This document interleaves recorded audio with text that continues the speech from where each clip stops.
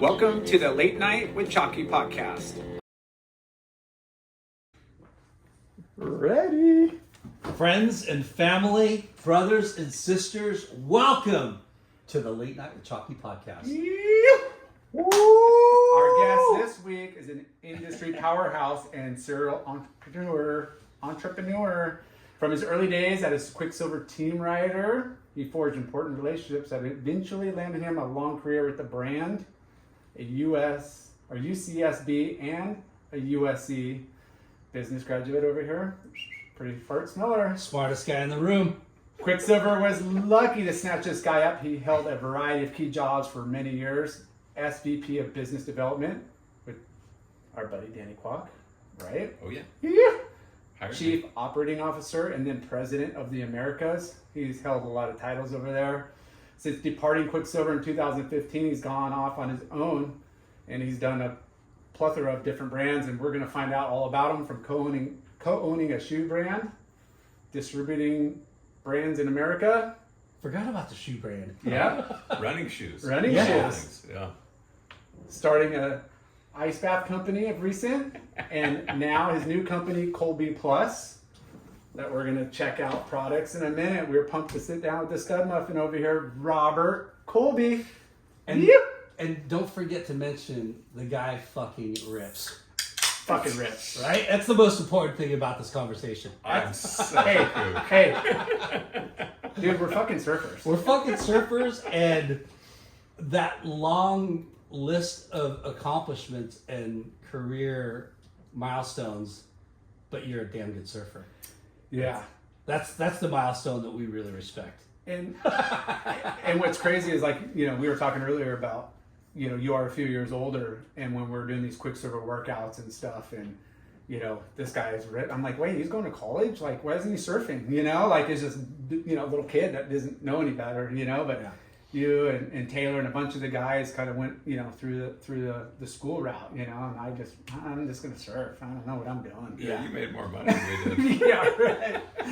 But what's incredible is, you rip at surfing, but you're also a businessman. Yes. And that's what he went to school for. We enjoy talking to good surfers, but we also enjoy talking to entrepreneurs. Yes. And dude, there's a lot of things you did, and stuff that we left out. Like, yeah, there's other things we'll bring up. But let's start with talking about Colby Plus. Can I start by talking about how like in awe I was of Lyndon when I was a little guy? Me? Yeah, absolutely. Where? Why? Northside Seal Don't Beach. make stuff up, dude. We're cutting this part out. Hey, stop it. No, like, Northside Seal Beach used to be a special place. Like, it's not anymore. The sand has changed. But I used to absolutely idolize Lyndon. Rip the guts out of the left out there with another guy, Joey Zintel. Are you kidding me? I mean, Joey Zintel, yes, I believe that. Yeah, But me? you too, bro. Yeah. And I believe Jay was a munchkin at the time and kind of stuck to... Yeah, you guys are old folks. Wow, dude. Jay's like 4 years younger than me. But I always looked up to Lyndon and just thought that Lyndon frickin' ripped the bag out of it. Like, just, I don't know. I enjoyed being around him in the lineup. He was always nice to me. Yeah, dude, he has that, you know, he's got... Okay, that's a enough, chalky you guys. over Come on, here. $20 to you Anyway. later. What's your Venmo? No, but that's, I mean... Well, thank you, dude. I never thought that... And then I thought, like, because I quit surfing for a long time, believe it or not, and became friends, like good friends with Jay later on. Like, I think it was probably when Jay bought a house in Seal Beach with his wife. He and I became friends and went on a couple of surf trips. Yeah. And I have always been like super in awe of the way that he surfed and the Kelly Slater of but I'm like, yeah, but I'm I'll take it. but I'm I think Jay's older brother Kevin is a year older than me, so that's who I surfed in little competed contests with. Yeah. No, I mean Jay was like the little run. Yeah. No, not the little run, like the little freaking king killer. Yeah. Yeah. Anyway. All right. Okay, want to get to this Colby Plus. Okay. Tell us about Colby Plus. The whole idea. You can with talk. it- I'm just showing product. You want me to Yeah, try it on? No, I'm super fat. 5-year model. I'm 51. Hey, you guys got to feel this butter. The idea behind it is let's make sure that with any product that we make, whether it's wetsuits, whether it's bags, whether it's leashes or traction or board shorts, that we have an ingredient brand that signals quality to people. I had a really tough time with the last business that I ran, where people wouldn't, based on a direct-to-consumer pricing model, where you're essentially taking out the retail markup, essentially cutting in half the retail price of a product. People didn't believe that the product quality was going to be there. They thought that they were disposable. They thought that they were, kind of cheap imitations. And so with this, the whole idea behind Colby Plus was Colby Plus Yamamoto in the case of wetsuits, Colby Plus Tie-Zip in the case of our waterproof bags, Colby Plus Scholler in the case of our board shorts, which feature Swiss-made fabric that's $30 a yard. That you guys both understand is extremely expensive for a board short. So we wanted to build something that, was just like, hey, we're gonna sell it to you at the best price we possibly can, but we're gonna also signal to you with the Yamamoto tag in the case of wetsuits that you can't get better rubber than what you're getting here. So that was the idea. Well, without talking about name brands and stuff, but that fast fashion, trying to get to that lowest price point, you're going to have to sacrifice at some level quality, So you built that into where you're giving the best product, but you're bringing it down because of, again, you're not selling it at the retail, the wholesale markup, Yep. So and that's a big thing. I mean, we have a little warehouse in Santa Barbara, and a tight little crew, and the whole idea is like it's a surf shop basically, but we sell to any surfers throughout the United States and Canada, Puerto Rico, and Australia, et cetera, Hawaii. And what's another thing that we talked about before we started recording is how you want this to be a legacy brand. It's not like something you're creating to sell off. No, you're creating something that is going to be family owned and operated for years to come. Yeah, which is what we are about. Americans, I think, is like, it's an American dream, and we love to hear stories like that. And it's crazy, the previous brand you worked for, you created a different niche, and Well, you felt that they filled a void, based on, there was we hate using the word white space, because it's like, but everything in the marketplace is, name brand driven, but, there's the high quality that you're going after. There's only a couple brands and they're really expensive. So it's like, well, you could put out the same product at a lower price point based on your business model. We're going to talk more about your present endeavors, but let's go back. Let's go back to Seal Beach, where it all started. How did you find surfing? Oh, it's funny. We went to Waikiki. My family, I grew up in College Park East in Seal Beach, which is on the other side of the 405. Mm-hmm. It's technically Rossmore. Seal Beach, but it's basically Rossmore. And my College mom... Park East. College Park East. Okay. Yeah. Chad Wells and Wickwire and Stamps and all those guys shook like they used to tease me endlessly for this, but of course. Yeah. Why wouldn't they? Yeah. You're on the other side of the freeway? You're like 5 miles away. Stamps was such an asshole. Like when we go to NSSA contests, like Brian Lindsay lived on the other side of the freeway, if I remember correctly, but he would make my mom drive me to his house in Seal Beach before we got on the freeway to go to a Solana Beach contest. Yeah, he was such a jerk. Anyway, I love him to death. I could see Stamps being that. Yeah. That's so funny. Anyway, I got into surfing because I had a mom who loved the beach and took us to Waikiki for my first time when I was probably like 10 years old, and just said, literally, you are not getting on the plane to come home unless you stand up on a surfboard. Epic. And I'm like, Mom, I don't want to do that. You know, I'm a soccer player or whatever the heck I said. Whatever you're into. Yeah. And got up on a surfboard, and that was it. They bought me. So you didn't touch a surfboard until you were 10? I had boogie boarded because my mom would always take my Okay. little sister and I to the beach, but I never stood up on a surfboard.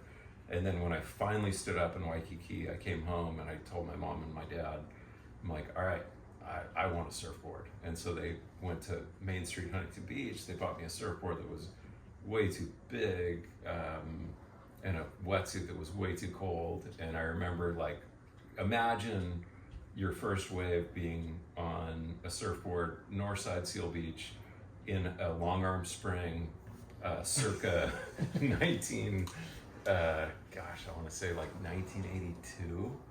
Like, I was so cold. My dad was like worried that I was hypothermic when I got out. Like, he was really And you were worried probably about tiny.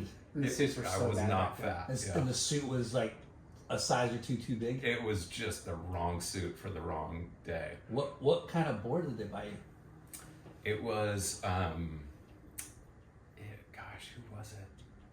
He was a Main Street Huntington Beach guy. Ballister, RL. No, it wasn't. Carl No, Hayward. Why Huntington? Why not like Seal? because my mom just said to my dad, like, this is where all the great surfboard makers are. And I'm kind of sad that it wasn't Rich Harbor that they went to, which is a story for another time. But they got me that board, and I waxed it up and surfed that day and came in hypothermic, and I think I got a giant ding that day too.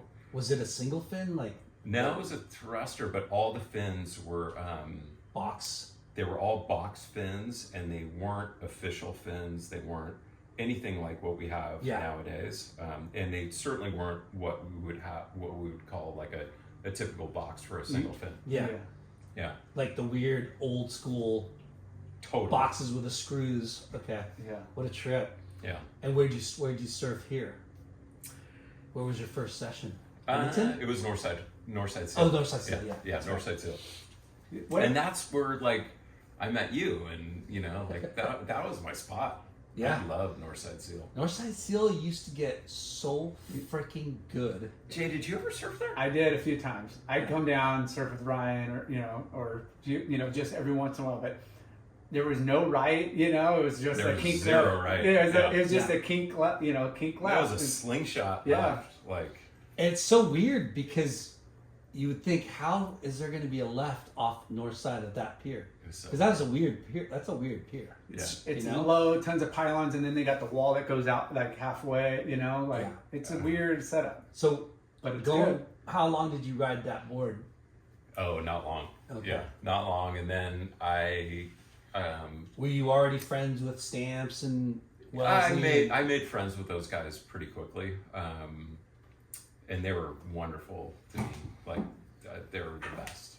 But what I also had was an uncle who had a place up in like a summertime place up in Santa Barbara, and I fell in love with the Channel Island shop as well. So like we would go there, and I'd buy some of Jamie George's old boards or Alexi Usher's old boards, or Figuring out some names. So I know. you quickly got immersed into it and was I hooked. fell in love with it, and Quit playing soccer.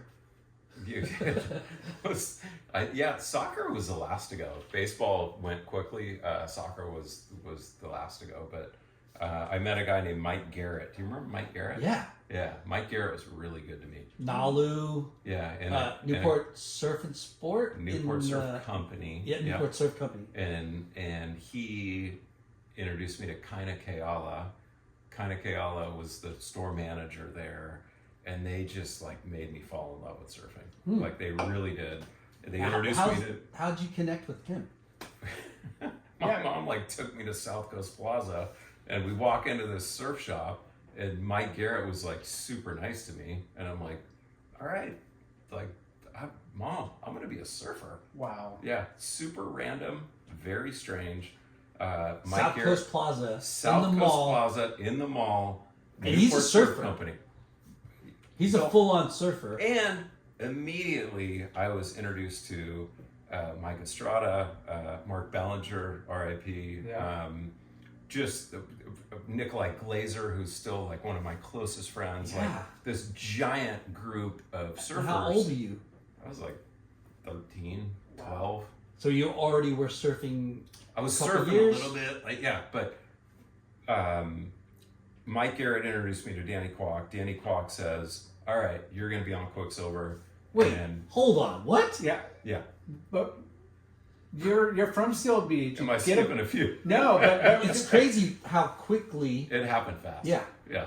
but most of the time you click with like the local shops. Yeah. You know, and Seal Beach is really tiny. There's Seal Beach is only harbor, right? well, an in-flight. I don't even know if it Oh, was. yeah. There was no in-flight. There was no in-flight. Yeah. and but- Scott's wonderful, but Yeah. it was Harbor. But that was Harbor, it. you Yeah. know, Caton down, but that was Yeah, and Glenn. there wasn't a lot, I don't know, but I think Glenn was just playing golf at that point. Yeah. but Huntington has a ton of surf shops. That's like Yeah. kind of But here you are, How did your South mom? Coast, Newport Surf Company. And she used to have to take me down there, and then Mike would take me to Quiksilver, and Paul Gomez would like literally throw clothes at me on the West 18th Street warehouse. Like I was this little tiny kid, and Gomez, I love him to death, but like he would throw clothes at me. He's like, "You like this?" And I'm like, "Yeah," and he'd chuck it at my head. And I'd grab it, and like I didn't have a shopping cart. I basically like whatever I could carry, I would walk out of there with. So And that's when Quiksilver, Lyndon, and you remember this, and Jay, you're too young for this, but Quiksilver was on West 18th Street, and it was like a 4,000 square foot warehouse. Yeah. Think of that. Yeah. That's like a big house. Yeah. You know. When I rode for them, they were already just moved into Monrovia, which was huge. The big which was the big one, and they're like, it was like a fabric warehouse, and then I think Stylized moved into the front or eventually or whatever. But I know exactly where that building is on the right on 18th. So backtrack a little bit. You're 13. Your mom takes you to the Newport Surf Company in South Coast Plaza. And why did your mom take you there? You just She liked South Coast Plaza. Okay. And not for any particular reason. We found this shop. Mike Garrett was super cool to me, and I became really good friends with Kaina Keala, who was a big mentor to me. Like I would go spend the night at his house. We went. Remember the movie Commando? Is that Arnold Schwarzenegger? Yeah. Yeah. Like With the aliens? Like it would. Yeah. Basically, Right, yeah. yeah. It's so long ago.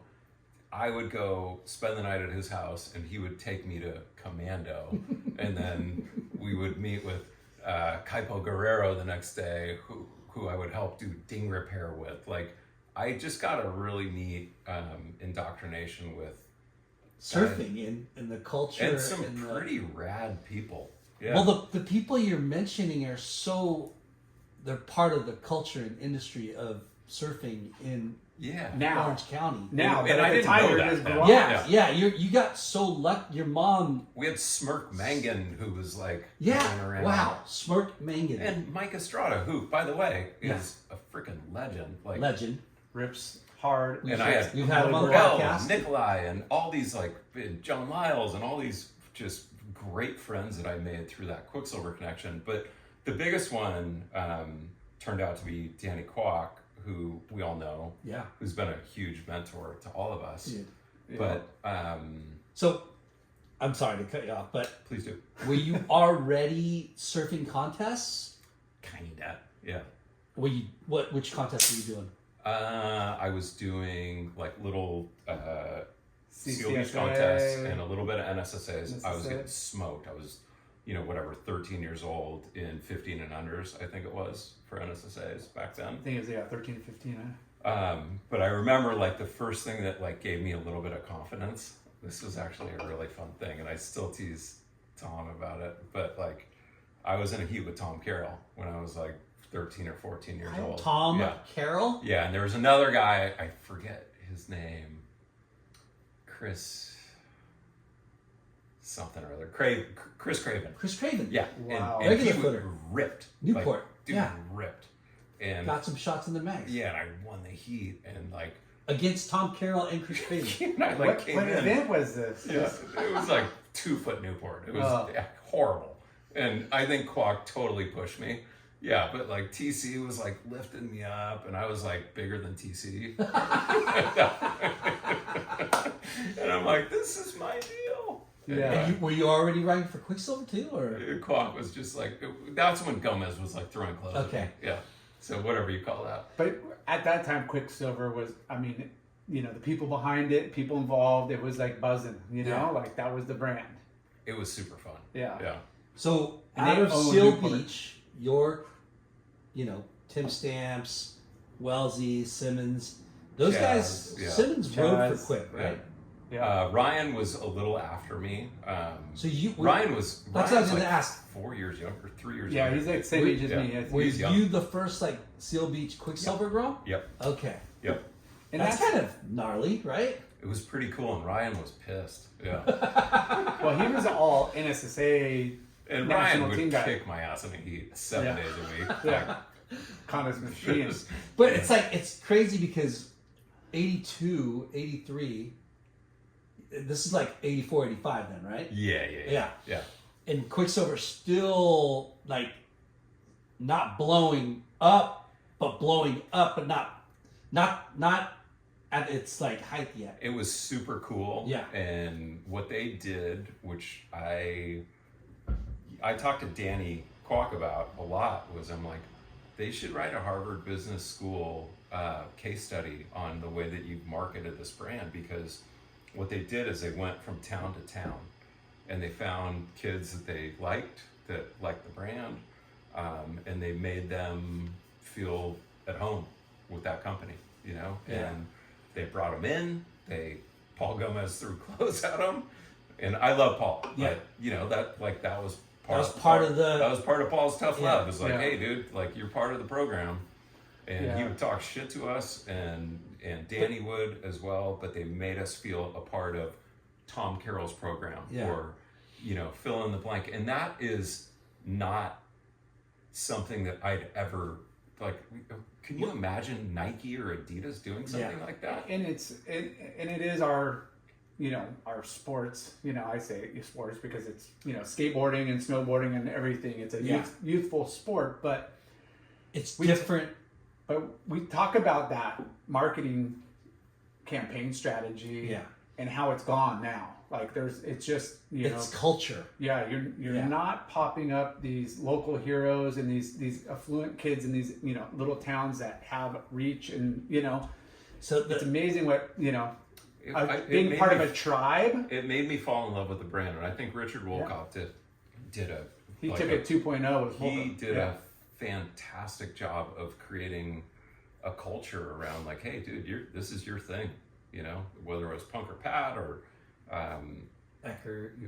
fill in the blank. Like what Rich did was he took it to a new level where it really was like, hey, you're gonna stay at my Hawaii house or wherever you are, like you're welcome here. Yeah. Well, we talk about our first jobs a lot of the times, maybe it's not your first, but, working in that surf shop environment and, hey, I'm getting flowed or I'm on the team of this brand, you fill in the blank. What are you doing? You're pushing that brand inside the store. Yep. You And got at your that- high school. and your high school. or your You're junior coming high in around your and case, you got yeah. the coolest, raddest clothes, and you pop an employee, you pop a hot kid in the town or whatever, and it just flourishes, and it gets That's people grassroots marketing at Yeah. its purest core level. Yeah, and you had people like Danny Kwock who were so like, just the dude I wanted to be. Yeah. Like I'm looking at 100%. Danny Kwock and I'm Yeah. like, dude, you're the raddest guy. You charge giant, scary waves Yeah. on a single fin at the wedge. Like you're just like, I want to be you. Yeah. You make him a part of my diet. Like that I was hooked. Well, it's funny because, you know, these guys that are surfers, right?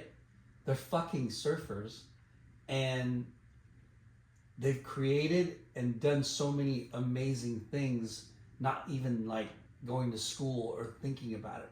Yeah. They just did it. Yeah. You know what I mean? Yeah. It's just like Yeah. instinctual. It just happened. Yeah. Like they Organic. were being who they were Yeah. naturally, and that rubbed off on you, right? Like it rubbed you wanted to be like him.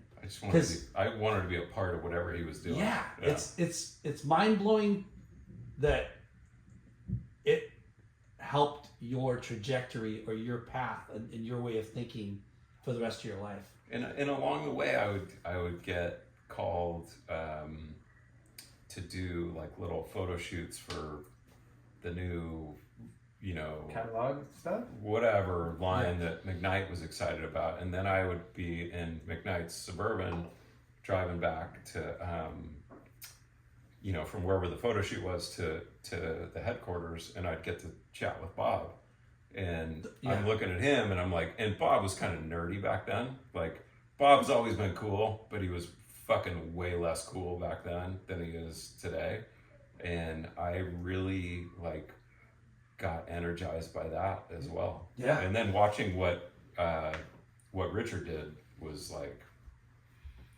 holy cow. It's crazy. We talk about this a lot. How our guests are, you know, like when we first ask them, sometimes like you're like, well, what am I going to talk about? Or you're going to be bored, or you know what I mean? Like, but when we Never bored on our show. You're never bored, because when you Listeners might be. Colby, when you think about You need like, another drink? you're talking about Danny Kwock, right? You're talking about Bob McKnight, like two people, Icons in the industry. yeah. And who else got to sit in a Richard Suburban, you know? I got lucky. You know what I mean? Like, like it's cool to be able to talk about that, and like people around the world are going to be like, wow, who's this fucking Robert Colby? Like, oh, he's got a company, but you know, could you link his early days of hanging out with Bob McKnight and Richard Wolcott and why Danny he's Kwock. successful today? You know what I mean? Like, yeah, you put in hard Inspiring, work yeah. and you went to school and all that, but I think, you know, it's neat to hear where some of your, you know what I mean? Like your inspiration and your mentorship, like in those impressionable years. Yeah. I got super lucky. Yeah. I really did. And Timing. you know, Everything. like I talk Being to cool. Danny all the time, and he's just like, dude, the guy, I don't know, he's kind of I don't want to use the word maven, but like the guy just, he sees things that not many people see. Yeah. And he totally. yeah, he really helped me.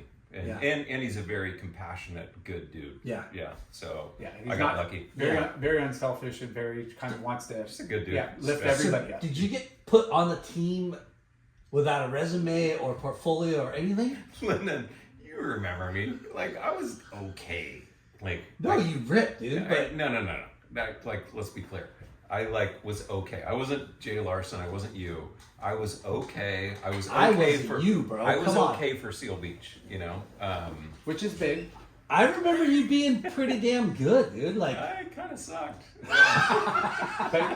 but you didn't have to give him a resume or like a portfolio. No, Mike Garrett though did that, Okay. and then Kwock, like when I walked into his office, and he had this tiny little office on the 18th Street. Yeah. But that's another aspect of that organic like marketing is who's our best retailers, okay? And what kids either, again, going back to work there or surf like on the team, and like let's make sure we got the coolest kids. Helps out the shop, you know, helps out the kid, and it helps out the company. It's like that trifecta. It's a huge thing, Jay. Yeah, it's huge. And when I was, again, trying to be like, I want to surf, and, you know, I was getting that point, and it's like national team, you know, I'm doing well. I'm like, oh, maybe I'll do the national team. And I'm like, wait, you look at the sponsors the national team had, and you had to be their branding, you had to have this logo. Yeah. Or That was your era, I right? wanted Quiksilver on my board. like, because I had that same resonation. You know, like I wanted to be on the best fucking the clothing, best, brand. the cool Yeah. brand. Yeah.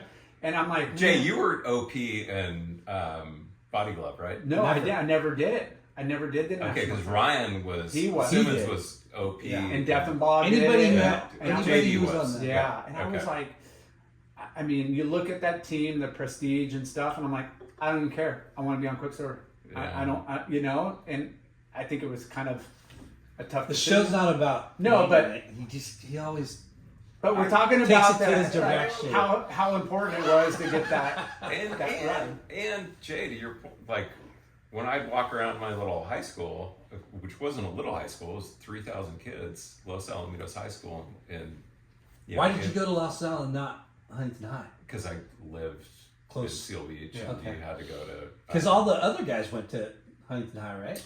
Or did that switch? I think Ryan went with me. Yeah. Mikey Riley, for example, I think went to Huntington. Yeah. So did Chad. Oh. Wellesley, right? No, Wellesley No. went to Los Al. Oh, he did. Yeah, Okay. but Yeah, he was until they got like- kicked out. Yeah. Yeah. Stamps went to Huntington though.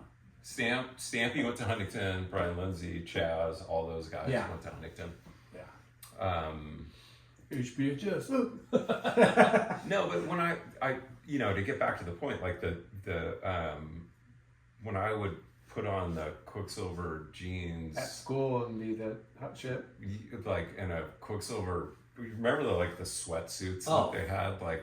Dude, It was they like had the the best. coolest thing in The the world. fleece? And none of it fit me. So like it was just like I looked like frickin' I don't know what. Because they weren't But you making, look cool. I didn't You look felt like it fit. cool. Yeah. they weren't Yeah. making kids stuff, but yeah. But I was a freshman and there were like senior girls that were like, "What are you wearing?" And I'm like, "It's Quiksilver." Yeah. But we talked about the shopping. That got you girls. I mean, It didn't. No. you're a surfer and you're riding I for got one of the zero best. girls. Yeah. Quiksilver didn't Zero get. Look at the girls. guy, you know. Hey, we've talked about it, like that whole the QSD Quiksilver saltwater denim. Still might have the a piece or fleece. two. Yeah. I mean, shit, they made some cool stuff. Yeah, and you. So, what was your There's a lot of cool- amateur contest like? What? My resume Yeah, is like what? grim. Grim, Yeah. okay. Grim. Yeah. Yeah. Well, Yeah. I mean, You can't have it all, right? you can't. Some people. So do. did you try to do the NSSAs? I did, and Wooly after. So we had Gomez, who I think. Kept the billabong pretty quick. Yeah, I don't remember like all the details, but we had Gomez, who I think went with Bob Hurley, and then behind Gomez was Preston Murray. Preston worked for Danny, and Danny loved me. Preston didn't like me that much, and then Preston moved up in the company, and Richard Wolcott came in, and Richard Wolcott and I, like, he was my man. Yeah. Like, I loved Wooly. I would go visit him at college, and When he was at Pepperdine? when he was at San Diego State and then Oh, at Pepperdine. okay. And he was very straight with me. And I said, "Richard, I want to be a pro surfer." And I was like 16 or something like that. And he looked at me straight in the eyes and he's like, "Dude, you're going to get kicked. You're going to get your ass kicked 7 days a week. Like, move to Australia and see if you can compete against those guys." So I immediately asked my mom. Can I and go to dad- Australia? Yeah, I asked my mom and my dad, I'm like, "Hey, I want to do an exchange student program in Australia. But here's the deal. Like, I will not go, like, here I am giving my parents all these like conditions on how I want to spend a ton of their money. I'm like, I want to live on the coast and I want to, you know, like I really want to try to be a pro surfer." So my parents worked it out where I grew up, I wound up on the south coast of New South Wales Wow. on a little, like, Foreign exchange student. yeah, but this was like God's country. Like, it's called Berwick Point that I lived on in a little town adjacent to Shell Harbor and Warilla on the other side. You guys both met Chris Homer, who I brought home with me. after I lived there. Okay. Yes, you do. Okay. Who's now the mayor of Shell Harbor. Wow. And has been on the cover of Surfing Magazine at Pipe. The guy's a freak show. Okay. Like completely rips. But So you're 16 and I'm 16, you talk your parents into funding your foreign exchange. yeah, I'm like, hey, I really want to go do this. Were you a good student too? I was a very good student. Okay. Yeah. And I went down there. That always helps. Sorry. Yeah. But yeah. To persuade the parents, like, you know, like, Did that come naturally to you? Like you're just naturally book smart, or you like study? I didn't study very much. Okay. Yeah. I fucking hate guys like you. No. But You and Maddie are kind of similar that way. my I- wife, same thing. I'm like, no, but I don't mean to say it that way. That No, sounds no, no. super lame. no, but there's No, it's not lame. no. I'm jealous. I didn't have to grind super hard. But my parents said, okay, let's send you down there. And I remember 16. 16 years old, so 1988 in this case. And I remember crying harder than I've ever cried in my whole entire life, leaving my mom and moving down to Australia to try and pursue surfing. And I did it. Like, I had the best time down there. It was 8 months of pure joy. Wow. A little bit of pain the first couple of weeks. yeah. Getting used to homesickness. I don't know if you guys have ever felt that, but Can I interject real quick? What boards are you riding at this point in time? Harbors, yeah. Okay. So Chaz Wickwire was shaping them. Rich Harbor was our sponsor, and I had really good boards. Yeah. And I was feeling good. Like I wasn't. And you had Quiksilver, which is that's their homeland. And over I think, there. and Robert Housen was like sponsoring me at Peak Wetsuits. I had like all sorts shit. of logos on the board, and Yeah. Newport Surf Company, and I this that, and the forget, other thing. Housen worked for... He ran Peak for a while. Huh. Yeah. And he used to like show up at the concert. He was the best. Yeah. I love Robert Housen. Yeah. Yeah. 'Cause just to let the audience know, Robert Housen was HSS back in the day. Yep. Then he went to Peak, probably. I and then he don't went to remember. Harbor. Yeah. Okay. But Lyndon, you worked with Robert like when you were a munchkin, right? I think he left when I was there. He's Okay. already gone. Yeah. Yeah. My first wetsuit I bought was a Peak wetsuit at Peaks. Beach Surf Center before Dukes. Yeah.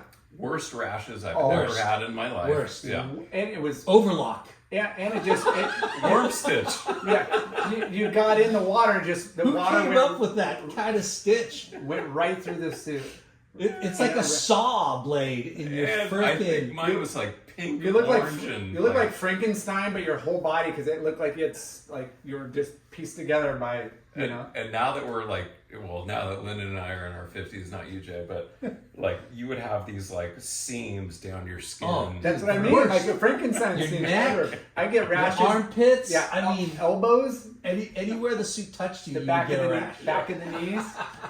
So I wish I What- still had that and- Mark Akalupo model I suit. think we glossed over the importance of what Wooly being honest with you, like brutally honest, and Super saying you'll important. get smoked. Yeah. And for you to take it and go, okay, well, I'm fucking serious about this. Yeah. I'm going to fucking go to Australia. So, okay, I'm 8 so- months in Australia. So I moved to Australia. I am homesick beyond anything you guys can imagine. This is the longest you ever... I just know I'm not going to see my mom. I didn't have a girlfriend at that time. I was just like, dude, I'm going to miss my mom to the point that I'm sick to my stomach. And I was with a wonderful family down there. And they introduced me to, a bunch of the local surfing kids or guys who all had cars, which is a big deal down there. Like cars, gas was, petrol was expensive. Cars were expensive. And you needed to know the right people. So I met Greg Marsh, Chris Homer, Graham Marsh, Sean Quinn, Riley Combs, Martin Daniel, like all these guys that are like, all right, we're going to Aussie Pipe tomorrow. And I'm like, great. So I got my little like 5.6 or whatever we rode back then. And we go down to Aussie Pipe and we walk through the jungle. This is, I've Aussie been there, Pipe. yeah. It's Is Black it- Rock. It's fucked up. Like I come out of the jungle and I'm like, you look like you're looking at pipeline for your Wow. first time. It was psycho. But what's crazy is it's all rock, and the way you're looking at it, and it's breaking below sea level. Like you have to get in and out of the water, like over rock. And it's a perfect channel. Yeah. And it looks like Jaws is waiting for you. Like once you jump off the kanji, like you think you're gonna get eaten. And Is it cold water or warm water? it was beautiful. Okay. Like, Well, but I was scared to Yeah. death. depending on time of year. I mean, Yeah. it gets a No, little this cold, was yeah. so. This was a Holiday. what time of year did I go down there? I don't even remember. But yeah, Anyway, I our summer get out was there everywhere. and I'm just like sick to my stomach because it's like what we would call like 8 or 10 feet Hawaiian. It was Fuck. pumping. And you're on a 5'6". You're I'm shortboard. scared to death, and I'm with all these guys that are like, all They right, know here's the the little spot, and they seppo. charge. Yeah, like The let's seppo. see if the seppo is a pussy or if he's not. Yeah. And I was the complete pussy. So anyway, like as they're catching This is waves, your first session with these guys? this is the first session. So they're getting spat out of these things, and I eventually like kind of merge my way into the inside, and I catch one, and I'm like maybe got near the pocket. Yeah, maybe. Next one, I go a little deeper. Next one, I go face first into the reef, like completely, like almost teeth gone. What? Like, bleeding everywhere, like concussed. Wow. And so my buddy Greg grabs me, pulls me out of the water. He's like, dude, you need to go in right now because Sharky. we don't need blood Yeah. floating around out here. So I proceed to 3 waves later, like sit on the bluff right there and watch these guys surf. And then I limp my way back into town. I'm like, all right, I'm in I'm in the clan. I'm in the big leagues. So did they accept you? They were yes and no. Like I had to Tough continue to yeah. Yeah. That didn't help me. Yeah. And I was never like I'm a pussy. Like I'm not gonna like dig deep on a big right hander over something that looks Yeah. Yeah. like I'm gonna hit my face on it. Yeah. Not anymore. Yeah. I went to cruiser waves. So did you go to school too? Like, Went to school. What was And the it was- curriculum like compared to home? It was funny because it was I felt like I was a year ahead. Yeah. I was always in like AP classes or whatever you call them nowadays. College prep AP, yeah. Something like that. Yeah. And so it was really easy for me. But the grading system was different. So they class rank you. Whew. Have you guys heard about this? No. So it's like if you're number 1, you're the first in the class. Like you were the highest grade in the class. If you're number 30, you're the worst. I know they And- do that in like law schools and stuff that not in like This is not junior high school, Yeah, but like this is in high college. school. Yeah. Yeah. So if I don't remember exactly. I could look at my UC Santa Barbara application and tell you guys for sure, but I think I was like number 1 in my math class, my chemistry class, my biology class. Wow. Like cuz I'd already done it. Yeah. Like it was review for me. And in my English class, I was number 30. And the English teacher hated me. But it was because I was an asshole. And I remember writing on my You application didn't write the to college. poem. No, I wrote on my application to UCSB, I'm like, every class is graded this way, where if you're number 1, you're the first in the class. English is different. English, if you're graded number 30, you're actually number 1. Yeah. That's the more creative, thinking outside the box group over there. so. Well, English is very subjective versus like. Yeah, I math- lied. Of course, but math is like cut and dry. Like Did there's you a try right and wrong to answer. compete? I did. Okay. I did actually pretty well down there. Yeah, it was fun. So you came back confident, like. Yeah, and Chris Homer, who's like my big brother, who's just at the time. So picture 1988. Martin Potter, Tom Carroll, these are the preeminent guys. Like these are the guys that we all looked up to. When they would talk about the best surfer at G-Land or the best surfer at, Pick the Break, it was Chris Homer. Like Wow. he was just it defied anything I'd ever seen. he came back, lived with my folks and me, and tried to do the PSAA stuff for a bit. Surf lowers all the time. You guys probably ran into him out there a few times. Lyndon, you had to have run into him. I'm sure I remember. I mean, I don't remember now, but I'm sure I the most beautiful style you've ever seen, and like just makes everything look perfect and architectural. So, what about your friends here? Were they tripping that you were moving to Australia? Yeah. Did they come visit you at all? Did anybody come? No one did, including my parents. Yeah. What were your parents' thoughts on you wanting to become a pro surfer? Were they like supportive, or just like, hey, you're young, like maybe go test, like? It's a good question. Because most parents are like, dude, can you go? Like it's kind of. There was no living back then. That's when Tom Curran was making $300,000 a year surfing for OP. Yeah. Like there was no living. My mom was always just like, you're going to college, but if you want to surf and you want to do this, Kelly wasn't even a thing back then. When I moved to Australia, Kelly was just starting to be noticed. Yeah. So you're talking. You said 88. 88. I think I moved there in 87. I moved home in 88. So it wasn't really a. Did you have to work there or no? I didn't work, no. Yeah, but I didn't have any money. Yeah. Like, I mean, zero. You surf every fucking day. I surfed every day. Yeah. Yeah. But the two. And is there like tons of different spots? It was insane. Wow. And I remember like, it was the raddest thing. 8-month summer. Lyndon, I pretty much, right? Lyndon, I kept a journal, and wow, I need to share it with you guys. Yeah. But I counted the number of days that I got spat out of a barrel, and it was like a pretty significant portion of the 8 months that I was there. It was crazy. And I'm not talking about like big caverns. Yeah. I'm talking about like whatever. It's, good way. Regardless, you're getting like there's something blowing you out of a barrel. Yeah. I don't think I've ever really gotten spat out of a barrel. I kept track of it. Australia is different. There's energy there that you just don't see. And I got injured there surfing more than I've ever even dreamt of here. Yeah. Like dragged across, the barnacles coast, and Kunji. And the coast is raw. It's wild. And the I swells should probably are not raw. go there. Yeah. No, there's a lot of good ways to go there. Yeah. I get hurt everywhere I go. None of the listeners should go there, but you should go there. Yeah.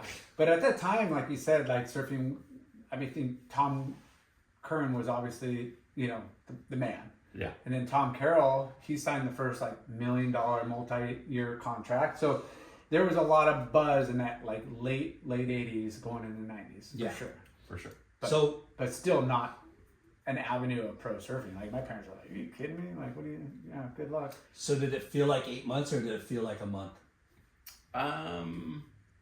It just was perfect. Like I would say it felt like a month. Yeah. And I still keep in touch with all those guys. I really love that stretch of coast that I lived on. Yeah. And love those guys and gals that I became friends with. I love where I lived. Did you come back with an accent? Like a fake accent. Oh, yeah. Only when he was trying to hook up with the chick. No, check this out. This is so bad. Did I tell you this already? No. Okay. But we've had friends that came back with an accent. No, I came just back what? with I'm fucking like barely 17 years old. And I'm much hairier now, but I had like a little fake mustache and a little bit of an accent. Yeah. Well, we interviewed Jamie Brisick, and he didn't confirm, but there was rumors that he would come back and use fake a little accent. Yeah, fake his accent. No, I would say things like Chook, and like little. I would yeah. Well, we've had other friends that have come back, and you're just like, seriously, bro? Yeah. You were there for a month. Yeah, and I was there long enough where I feel like it's not excusable, but I've worked with enough Australians where it's nice. I understand it. Yeah. And my wife, conversely, like when Pin, my old boss, will show up, she's like, "What did he say?" Yeah. And I'm like, "He said, thanks for dinner." Yeah. But there are some catchy like slang, and it's kind of humorous. Some things, it's not. It's different, but it's fun to like. It's catchy. Like, you know, if you're gonna pick up like catchy phrases or Yeah, just the C word is the one that I didn't bring home. Yeah. Did you experience any like localism there? A little bit, but I had some really tough friends that like took care of me. Yeah.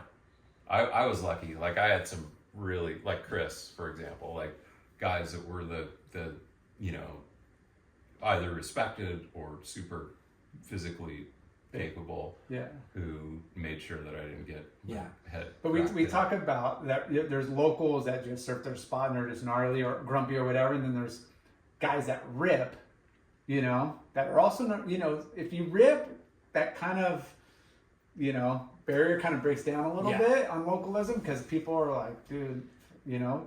That's what's funny about It's that's what's funny about surfers and just like business, especially in dealing with surfers in business. Like if you can surf, you kind of get pushed, right? Like you have a little bit of an edge. You have an edge if you're nice. If you're nice, if you're a cool dude, and and that was the thing that I like would say I probably did a better job of. Like I remember I had these like Reeboks. This is so weird to say. Okay. Can I we may have to delete this, but Stamps. Oh no! If it's Stamps, it's in. No, so Tim Stamps used to make these jeans where he'd like tie dye them with acetone and Stamps. Yeah, he'd do this crazy shit to these 501s, these Levi's. And then I also had this like pretty fancy pair of Reebok high tops, which sounds disgusting when I say this right now. But I remember like walking into the workers club my first night, and apparently there was some guy who saw my Stamps jeans get up and my Reeboks in Australia. Yeah, and was like ready to kill me.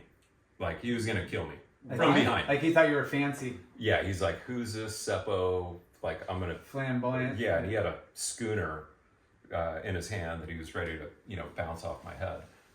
And my buddy Jamie like stopped him before he did that, and I didn't find out about it until like 2 months later. Dang. So there was a real difference back then between what we thought was super normal up here. Like you couldn't get Nikes, Australia was like 25 years behind in terms of technology, in terms of consumer goods that they would get. It was just different down there. And so if you show up looking like that, you're a target. And I showed up looking like a target.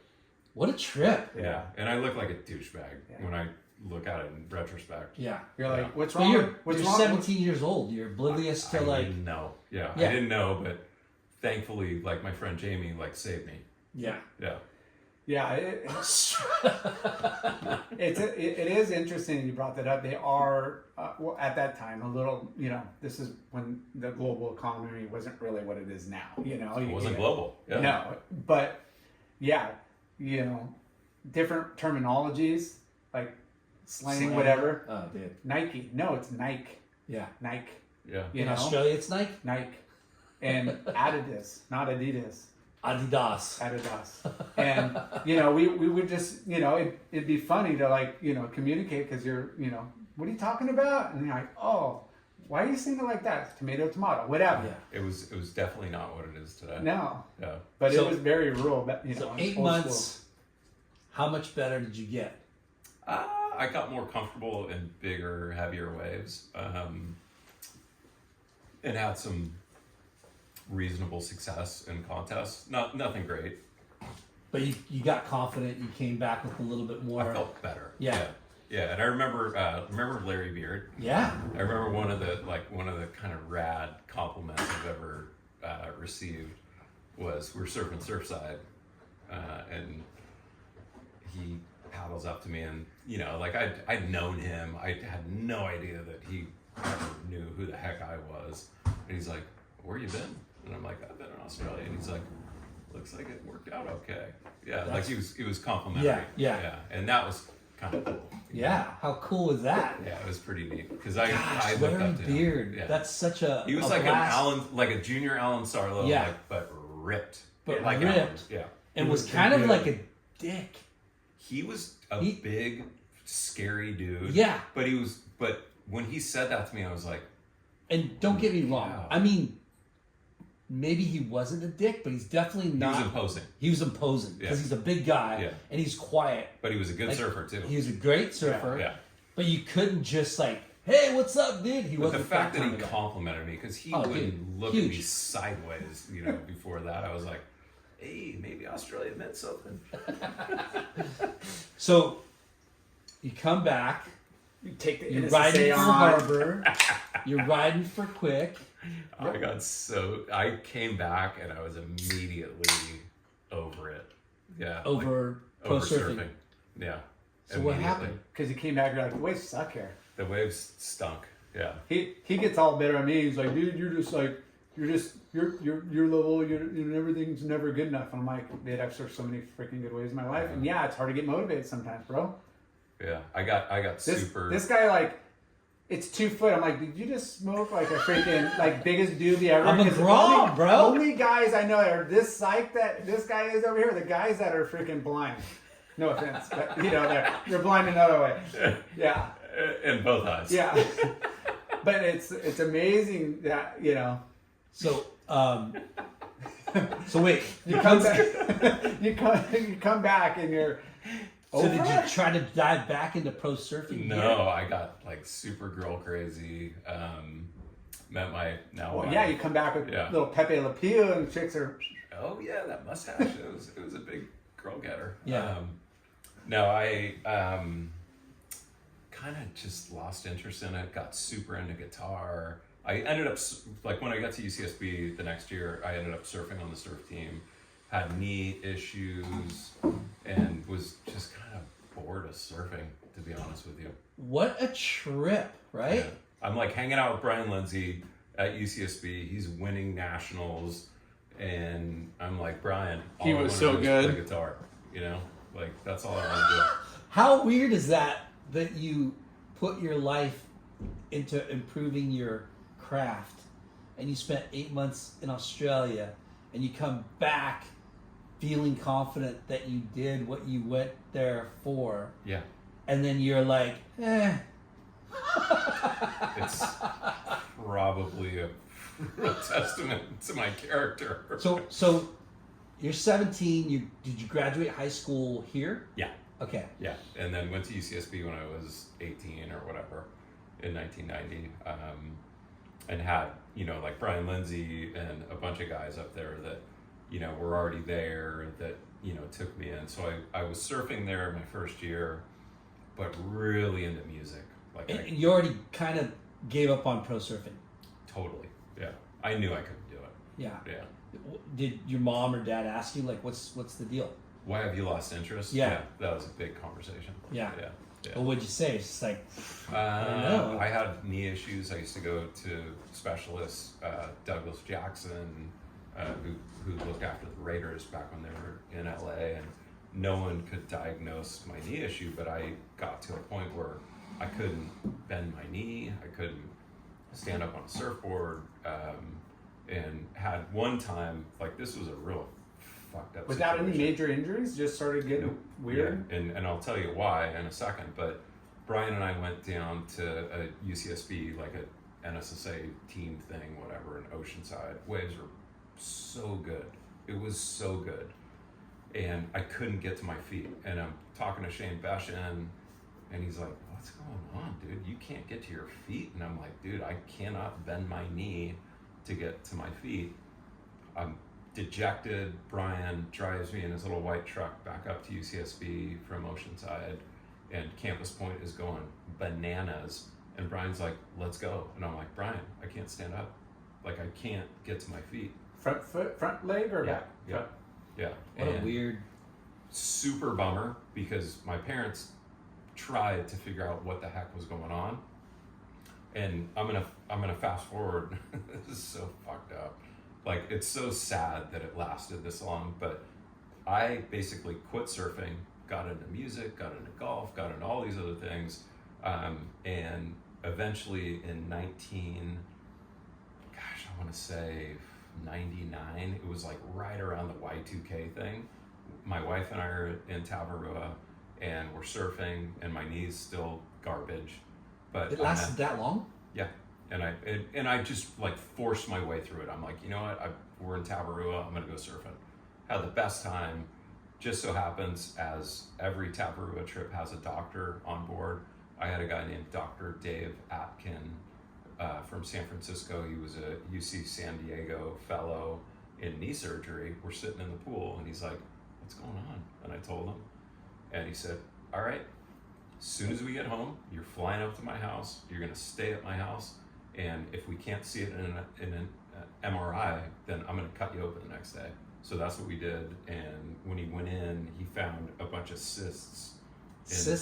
Cysts in my quadricep, like that, for some reason weren't visible on an MRI. Wow. And he just ripped them out, and my knee's been fine ever since then.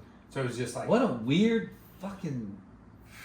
So okay. So like scar tissue that wasn't allowing everything to like move. Like cysts. So, Like they look like but that's marbles a or frozen peas. Yeah. Yeah. But that allowed stuff Was it not painful to move. too? Super painful. Wow. And when the weather would get weird, like when it would get humid, Cold or I humid. couldn't straighten my leg out. Yeah. Gnarly. Super weird. And it wasn't big And enough to that's- where you could feel like, hey, this is But I'm like, And that's coming back from Australia that started happening? this started when I was like 14. Oh shit. But the fact that you couldn't see it on an MRI Yeah. is the Sucks. strangest thing. Yeah. hiding So- behind muscle or in the muscle or It's just like buried in the thing. yeah. So Wow. going back to you graduate high school, you start going to UCSB. Wait, before that, Whoa. first job. Where did you did you First job. yeah, we know the importance of work and work ethic, and you're Yeah. one of the hardest working guys we know. Where Do you surf shop? really want it? Yeah. Yeah. Mowing lawns, paper No, my route. parents were gnarly. They're like, you're getting a job. Yes. And my very first job, driving my little VW Bug. Do you remember that, Lyndon? Kinda, My yeah. little blue VW Bug that my mom was given as her First car. college graduation gift from Cal State Northridge. It was a 69 Bug. Anyway, she's like, you're getting a job. So I got the penny saver, and I got a job at a telemarketing company in Garden Grove. And What? everyone was smoking cigarettes. I was throwing up a half hour into this job. I'm like, I can't do this, Mom. What's the setup? Like everybody's just side by side phones. Card everybody- tables. Yeah, card tables. The grossest thing you've ever seen. And I'm like, You got a this list is what and I'm you're just- not doing. Like, I'm not doing this ever again. What was the product? It was like a resort. Timeshare. Timeshare? It was the worst thing. Oh, you're one of those timeshare people that call. Anyway. There's an that's- art to that though. Telemarketing is an art. The funny thing is, It sucks, but it's an art. my friend Shannon Stillwell, they give you cards, and I got this card, and it was Shannon Stillwell's parents, and I'm like, they're my neighbors. Like, I'm gonna No. call Kidding them. me. Yeah, and I ended up calling Mrs. Stillwell, and I'm like, Mrs. Stillwell, this is Robert Colby. I'm so sorry to be calling you right now, but I've got a resort deal that I want to pitch you on. It's free. You just got to sit through a 4-hour seminar, right? Yeah. Yeah, and sell your soul. Anyway, so that lasted a day, and then I got a job at Walt's Wharf. Yes. Dude, Must that's have right. been, I remember that. Yeah. Yes. So it was me, One of the Jay best- Cameron, Not Fucking Scott places. Meyer, Dude. Ever. One of yeah. my To this parents, day. one of my parents' favorite spots. Oh, it's Yeah. gone, My right? Or is it grandparents back? too. Oh, it's back. Oh, Yeah. good. No, it's ripping. Yeah, they took Anyway, a little. so- We gotta go. sabbatical.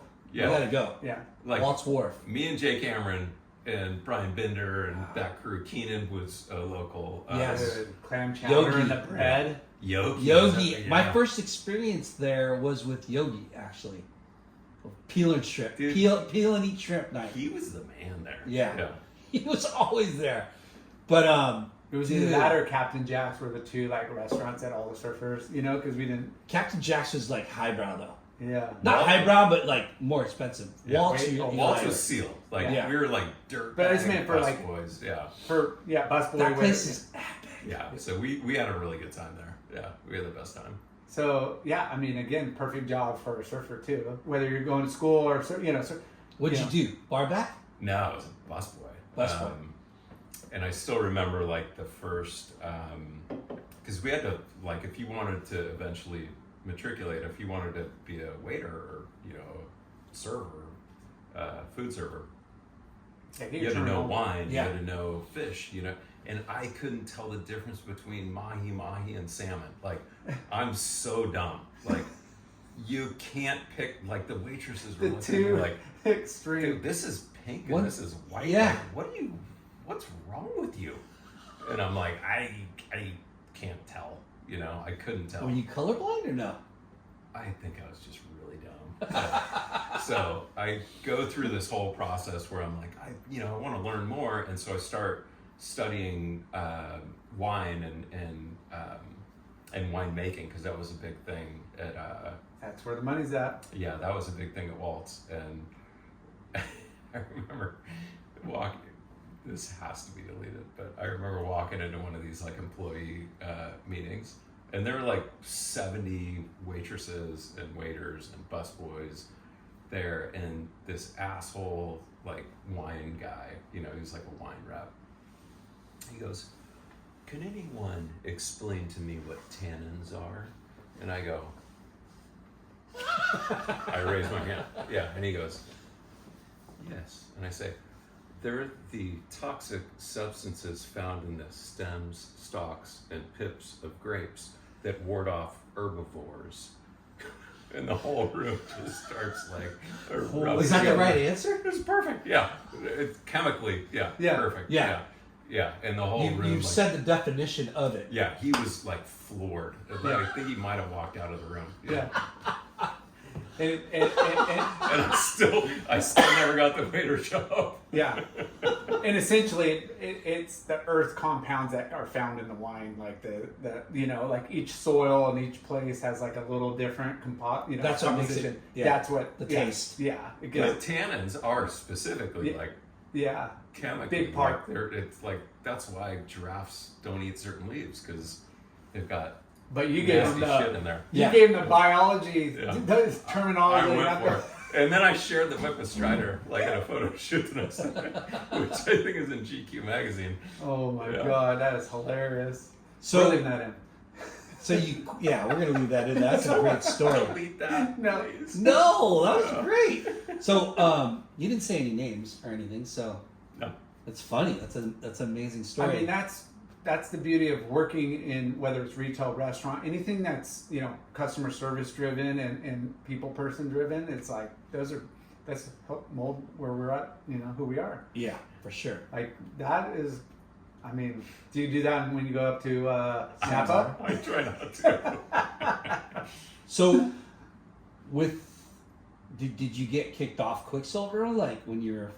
No, I was in my band and I was sending Kwock like cassette tapes of my band, and he's like, "Yeah, you know, we're going through cuts, you know, so I can't send you stickers or clothes anymore." But Lyndon, I didn't have a surfboard or a wetsuit for 3 years at UCSB.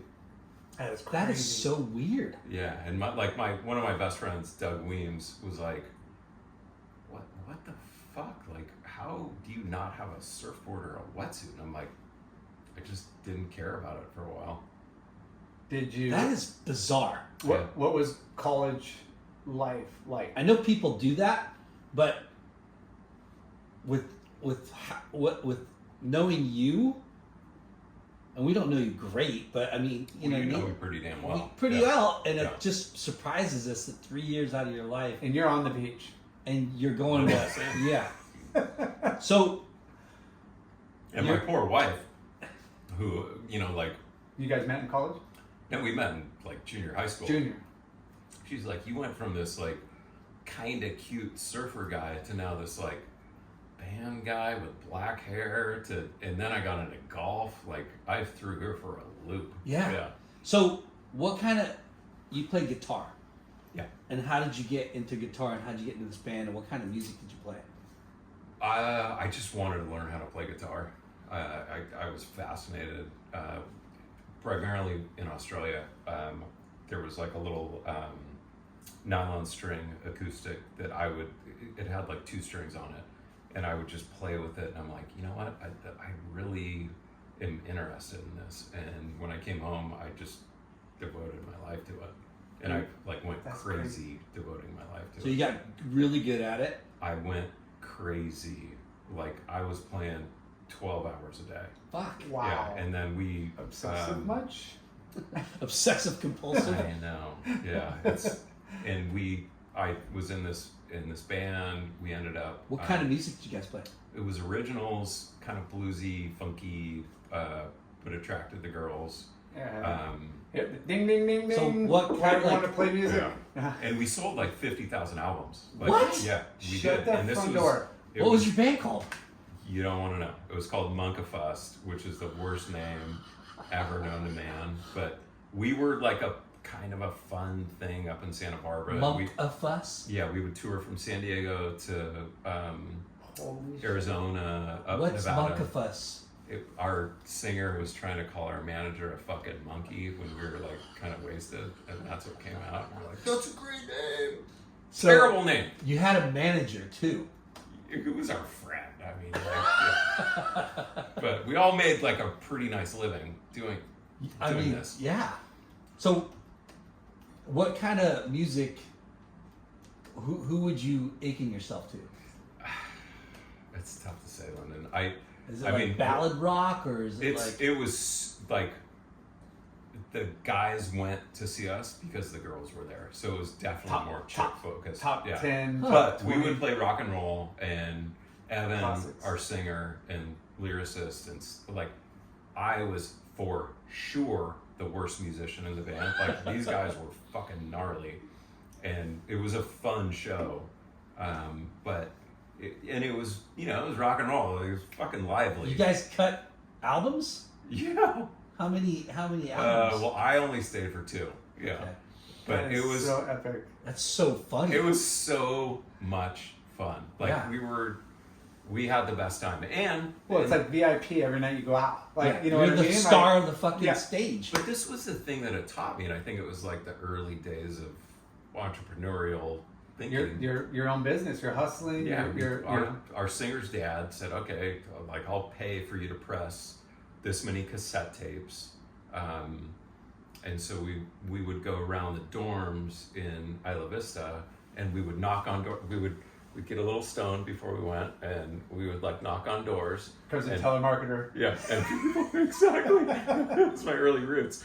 Yeah, so people would open up the door, and we're like, we want you to listen to this. And if you hate it, just give it back to us. We'll walk away. And we would just start selling albums that way. How and funny. then selling when Nirvana Nevermind was #1 all over the world. We were actually #1 in UCSB in the record store there. Wow. Yeah, for a period of like 18 weeks. Yeah, 18 or 20 weeks. I forget what it That's was. so epic. Yeah. Monk of Fuss. Yeah, don't repeat that. But I mean, Dude, I'm gonna put Robert Monk of Fuss Colby on But No, this. please don't. but when you're in college, there's you got to keep your grades up because you got to keep the parents. You got to graduate. And it's chicks and partying. And those go hand in hand. He's got the perfect and side hustle, which you're making money, but you're also the you're the it thing at all the freaking every Parties. weekend, every So party. wait, you guys toured up and down the coast? We did a lot. Yeah. Wow. Like we were playing like 4 nights a week. I remember, and this has to be deleted. I'm just telling my friends this.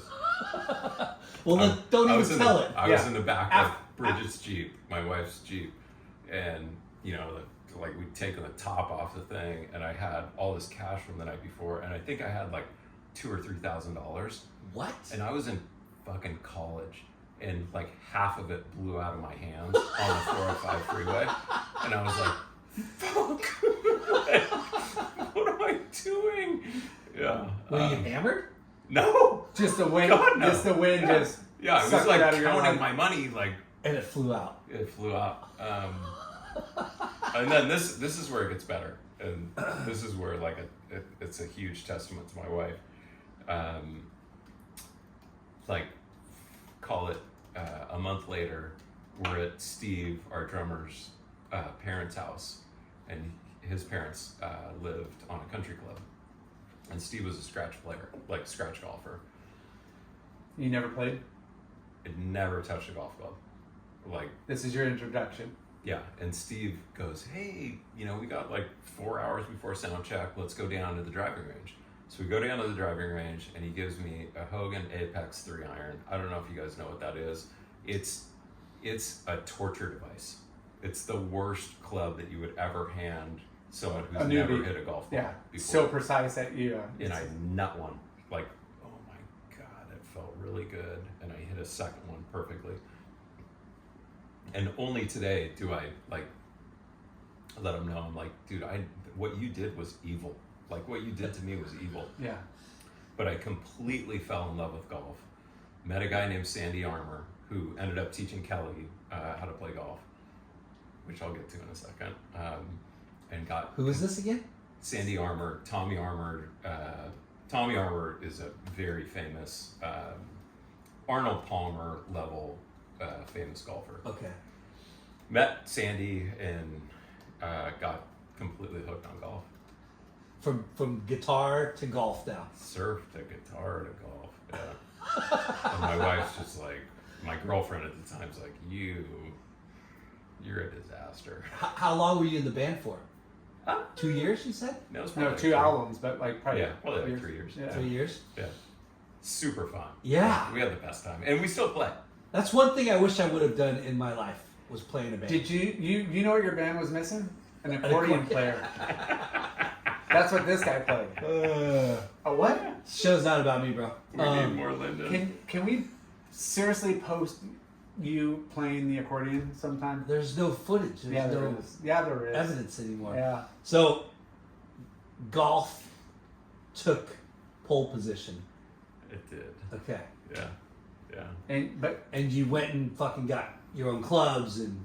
I got super into it. But it's, you know, anybody that's golfed or tried to golf knows how fucking hard it is. Similar to surfing, you know, as far as like It's weird. there's just It's a mind bender. It's a mind bender, yeah. But, you know, here you are, you say you're not a great surfer, but we know you rep, and you know you're talented, you pick up the guitar, you freaking not master, but you get really good. Yeah. And then you here get you enough go to cut 2 albums. But then here you go into golf, like, and you hit a couple right off the tee, you kill it, and now you're sucked in. What So- happened? Super Can we simple. go back to the Yeah. band? No, Yes, you're going up and down the coast. Are you playing at like house we're parties? talking about golf. You're playing house parties, you're playing clubs, you're playing bars. What are you doing? We were playing all over the place, and it was normally either bars where we would pull in, 500 people and get some share of the door, or a frat party at UCLA, or somewhere at Boulder. It varied. My favorite story, and my wife, who you guys both know, her little brother played football at Stanford, like quarterback. Like, Wow. gnarly, like can fucking huck a football. And I'm playing at a UCLA frat party one night, and we're going on break, and I'm like leaning down to like unplug my pedals or something like this, and a couple of girls are talking to me, and I'm like, and all of a sudden I get hit in the face with like something really hard, and I just go down to the ground, and I look up, and it's my wife, girlfriend at the time, flipping me off, and she's like, I know why you're playing in bands. You know, it's Did you know she was there? Did she come with you or no? she was with John Niles, and John Niles is like busting up, like, almost throwing up laughing. Holy crap. Anywho. Babe, I'm doing this because I love the instrument. No, this is from. That's kind of rad to hear that you were in a fucking band playing I up can't and believe down. I never told you. No. This. Yeah. I vaguely remember, but I didn't remember. I didn't think it was. It wasn't a. I had, It was a whatever thing. Right. I know, but it's It kind was of a college band. yeah. college Yeah. band that, I mean, you made money. It You was. got to- It was a lot of fun, and Did you drink? learned how to. Did you party a lot? Yeah. Yeah. Yeah. No, but 'Cause it was bands- like, but Lyndon, I think that back to the It's an entrepreneurial outlet, thing, that like it yeah. taught you, okay, you got to deal with a bar owner who they want something. Like what they Yeah. want is they want people in drinking. Yeah. They want door fees. They want this, that, and the other thing. And you got to be tough when you're 20 years old or 19 years old. Yeah. In my case, going, okay, how do we do this? It was a new business. Yeah. Yeah. So besides like the cassette and records, were you selling Merch? We sold T-shirts and shit Yeah. like that. Yeah. But that wasn't the big thing. Was like selling CDs. Yeah. Believe it or not. How funny. But yeah, you got to pack the house, what they call it, right? Or Every whatever it time. is. But no matter if you're the band's musically inclined and phenomenal, whatever, you got to have showmanship. You Yeah. got to be able to like. Which I didn't have. But but that's like make or break of the band too. Like there's a lot of different nuances of that like So band. can I ask, like, you joined this band? How did the band form? Evan the singer, who's phenomenally talented. He and I lived in the dorms together at UCSB, and we were just like goofing around one night, and we're like, went into the stairwell in our 10-story dorm unit. We're like, this was at the end of the year, end of our first year. And we started playing together, and I'm like, dude, I really like playing with you. And he's like, I like playing with you. And so we played that summer together. Man and Just you two? Basically, yeah. No, and then I had my buddy Steve, who was our drummer, who was fantastic, and our friend Christian, who was our bass player, who was fantastic. I knew guys. I don't know how I knew Steve just from growing up. Christian was Steve's friend. But it was you two, and you're like, hey, let's find a drummer. And you're like, Yeah. I know a drummer, and hey, we need a. But Evan and I really like trusted each other. Like we were buddies, and Steve and I really trusted each other, and that's how it went. Did you do backup vocals at all or anything? I so Very under the- suck. No, I'm the worst.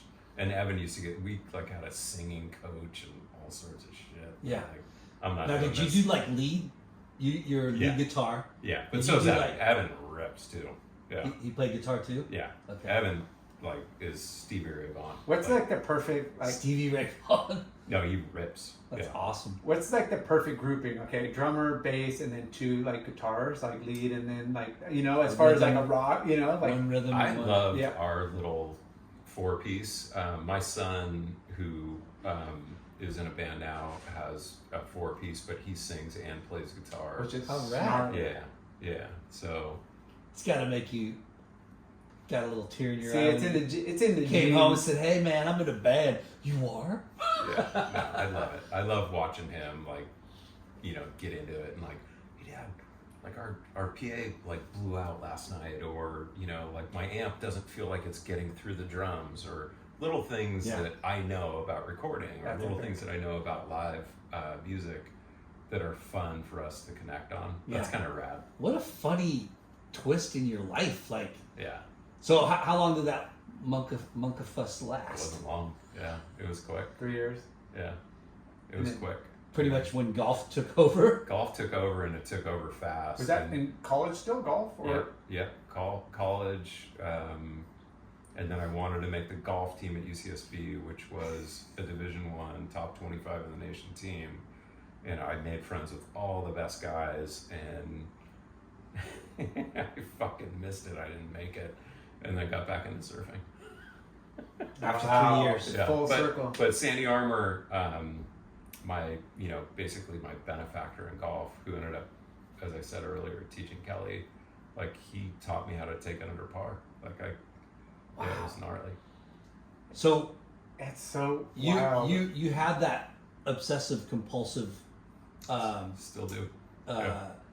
trait that makes you want to like be the best. the best, not the best, but really good at what you want to be good at. Only I wouldn't say like when I was younger, yeah, that was the most important thing. Nowadays it's different. Nowadays it's like I have to work harder than like I can't stop Yeah. until I'm happy with the way that I'm doing something. Yeah. Yeah. So you're going to college for what? What was your major? It was pre-law because my dad, my uncle, my cousins are all attorneys, and that's Damn, that's a You have big shoes to fill. yeah. yeah, and it wasn't what I ended up doing. And then I went to USC for business school because I really enjoyed business. Like and Brian Lindsay was always 10 times smarter than me about everything, and I wanted to be as smart as him. You know, so like everything that I've seen, I'm like, I don't know. He was your North Star, kind of? He was, yeah. He taught me so much. But you had, you know, there's a lot of smart people in different areas, you know? There's math smart, which typically go to engineer or finance, and then there's Street smart, and there's book smart. English smart, which is, you know, being able to, you know, English is kind of that, you know, I would say that lawyer's side. You know, you got to be able to debate, but the language is. So I feel like I'm good at any of it. You know? but you so know, you go to school. You got to find your path. And it's trial and error sometimes, and then sometimes it's passion. You didn't know what what your career path was going to be. No way, Lyndon. Okay. Yeah. So you're going pre-law at UCSB, and then went to USD. No. I finished UCSB, and I asked Brian Lindsay, I'm like, what are you doing? And he was working at Extra. Remember the TV show? Yeah. Yeah. And Extra. Yeah. And he's like, whatever this was. I hate my job. I want to move out of the valley. Like, I'm out of here. And I'm like, Brian, I hear there's this new thing called computer shaping. Let's start scanning surfboards. Let's scan Kelly Slater's surfboard with a probe and mass produce them. Your idea. It was both of our ideas. It definitely wasn't my idea, but Chaz Wickwire was part of it. Roger Hines was part of it. Rich Harbour was part of it. Because you're talking a $250,000 machine. It was a huge super technology. Yeah, and I was like 23 years old. Yeah, like 21 years old. Excuse me. So Brian and I talk each other into this, and we're like literally building 4x8. We would go to Home Depot. We would buy a 4x8 sheet of plywood, and I'm like, this is how we're going to hold the surfboard when it's being milled by this router that we've never seen before and have no idea how to program. Like, we were that naive. I was going to say something really bad right there. Yeah. Naive. Yeah. So uninformed. So there was already a CNC. KKL was doing it. KKL was already doing it. Do you remember that? I kind of do. Yeah, because they were like, cat's me out. Like, it was So going. you went, okay, Brian, you hate your job. Let's do this together. Yeah. Okay. And he said, okay, well, I live in Studio City and you live in Seal Beach, so we have to meet in the middle in Torrance. And I'm like, okay. So we have to drive to work at 4 a.m. to make sure that we don't deal with LA traffic. And we built this little business. It was rad. And met people like Dennis Jarvis and Hap Jacobs and Rennie Yater and Bill Stewart and Al Merrick. How did you have to sell it to them, or did they know? And how did that I had to sell it to some people, Jay. Yeah, I went to Rusty Prize. Because there's a lot of people that are like, oh, that's I went to I'm Rusty. old school. Yeah, and then some are like, dude, I'm all for it. I could build twice as many boards, like business sense versus old school. You're in that middle. What was the company called? It's called ProCam. ProCam. Brian's choice. Yeah. He was the boss. But I went to Rusty and talked to him about it, and I went to Gary Linden and talked to a bunch of guys that are you kidding? Like, royalty of the surf industry. Okay, hold on a second. Yeah. ProCam. Yeah. You built your own CNC machine. You want to hear the whole story? Yes. Yes. So Brian and I are like, all right, we're doing this. And this is pre-internet. There's no, or it's no like right YouTube. at the beginning of it. Right at the beginning of it. There's no YouTube fucking tutorials. There's nothing. Yeah. Right? And there is certainly no one telling you how this all works. And not in the surfboard world, but they're using it in other industries. But yeah. And I'm opening a beer right now. No, it's good. Yeah. An Ashland right now. Shoots. It's all good. Ashland, love you.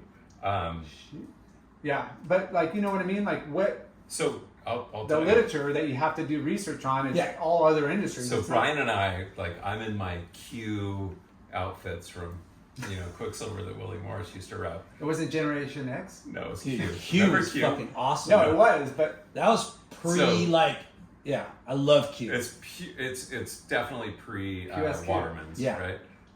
It was fucking really cool. So I loved it. Lindsay and I find this company called Thermwood in Indiana.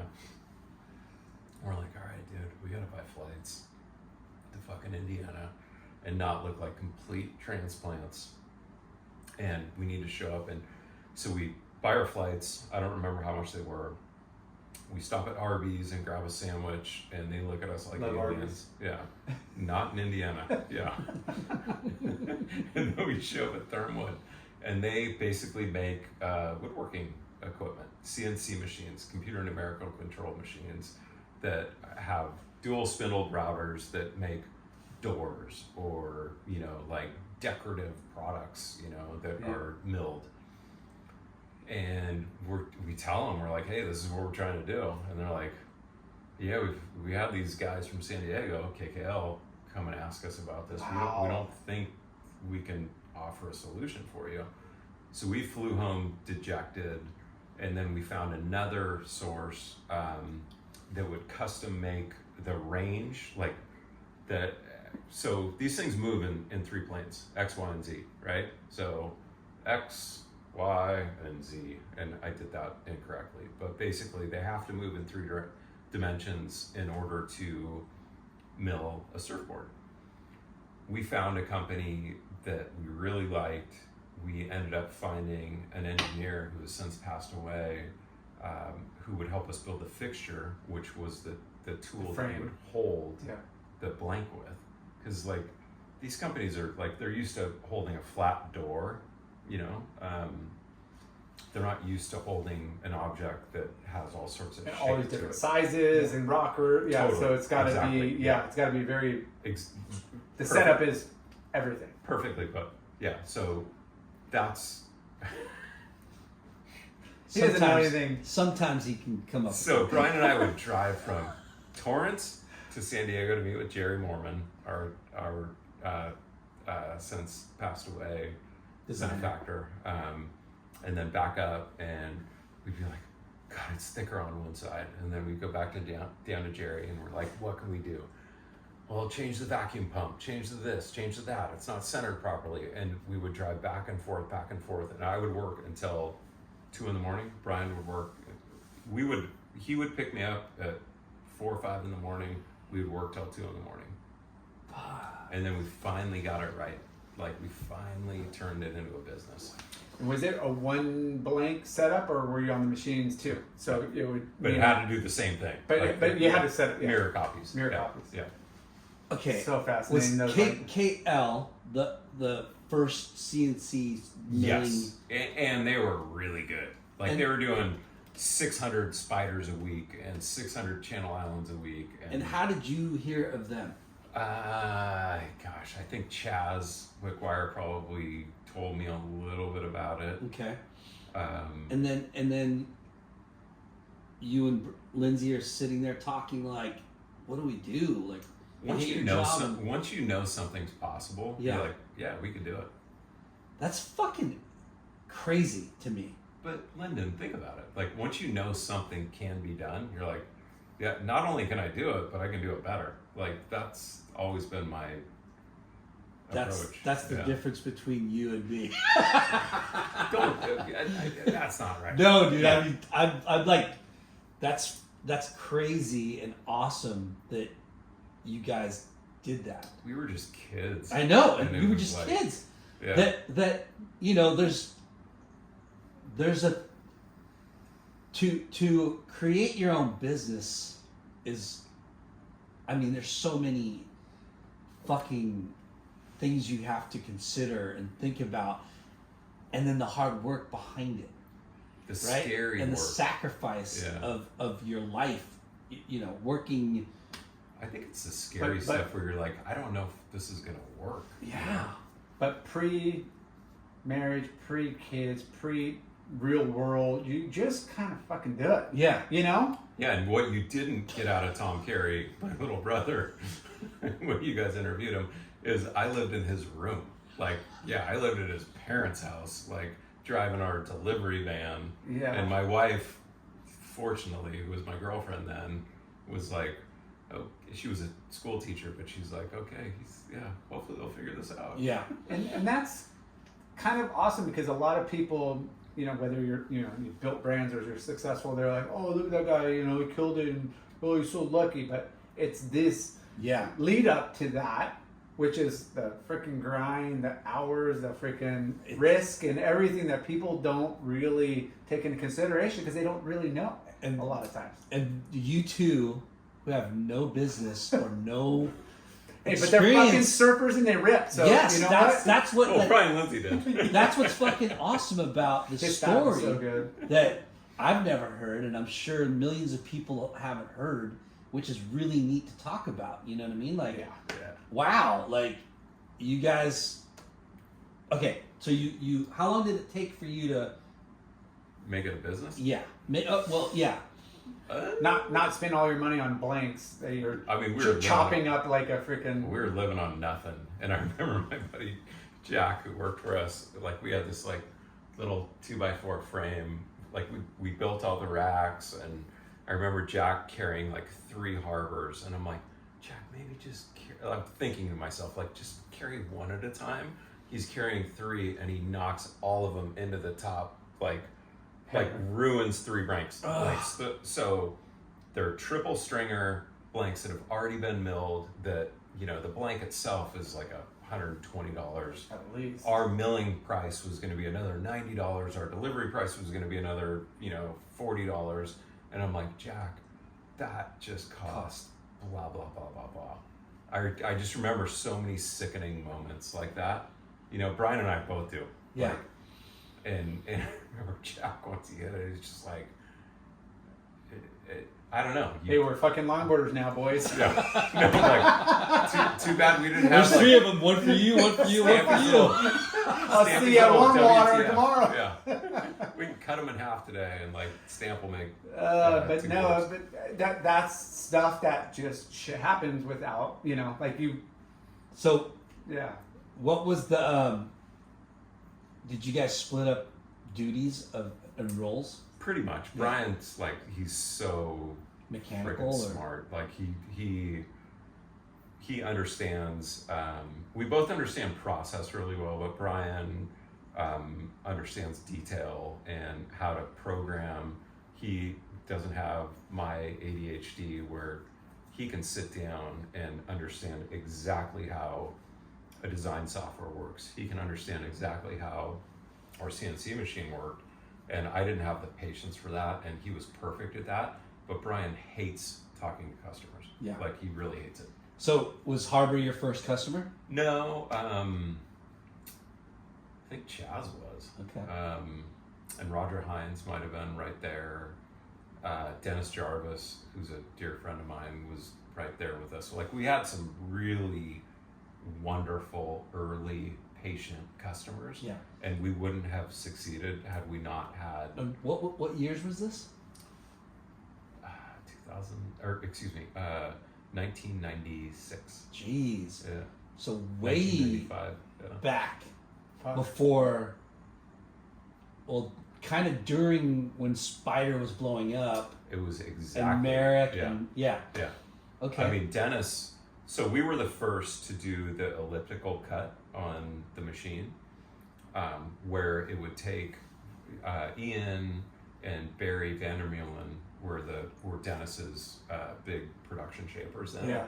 And once we started delivering those shapes to Ian and Barry, they're like, "Fuck, Brew, we can do these in 10 minutes."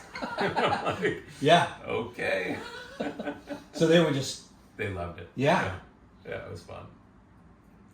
It's wow. It's about eliminating, errors. For a surfer, we're always looking for that magic board. And again, you're in that crossroads at 96 or whatever, where the old school versus the new school that are like, hey, we gotta we're trending. We got all these athletes. We could sell way more boards if we had. Who were you getting boards from back then? Pesh. I was in the 90s. Well, I was a Saku A39. Okay. When I started riding for Surf and Sport, before that was Timponi, but a Saku. But the great thing about Quiksilver and Danny and Richard and their love for CI is, you know, I do feel kind of like a shop sponsor, but because of Quiksilver, I was able to get all these Merricks. And I was like a team rider. I call up the, you know, like team manager and order boards, but DK would just have like, hey, I'm putting an order in, what do you want? Yeah. And I would just like, and fucking 20 boards show up in his office and everybody's grabbing like their boards, you know? And so I was getting A39s and then that, and then kind of when I started pro, it was Pesh. Yeah. You know, because I was getting paid from some Japanese sponsor, like a bunch of money, which was unheard of for, you know, being a surfboard sponsor. You're lucky to get free boards, you know? But Pesh was they're all awesome. I mean, I had great boards from everybody. And then towards the end, it was Jeff Doc Lausch, and then I just poured out, and then now I'm Stamps. Once they got off the computer, did you notice anything different? Like consistency wise or magic board wise? Not really. Pesh had He had a profile machine. He had a profile machine, and that was pretty consistent. But I don't remember. I never even asked like which came off, like hand shapes or machine But shapes. you didn't or whatever. notice it when you were competing? No. No. Yeah.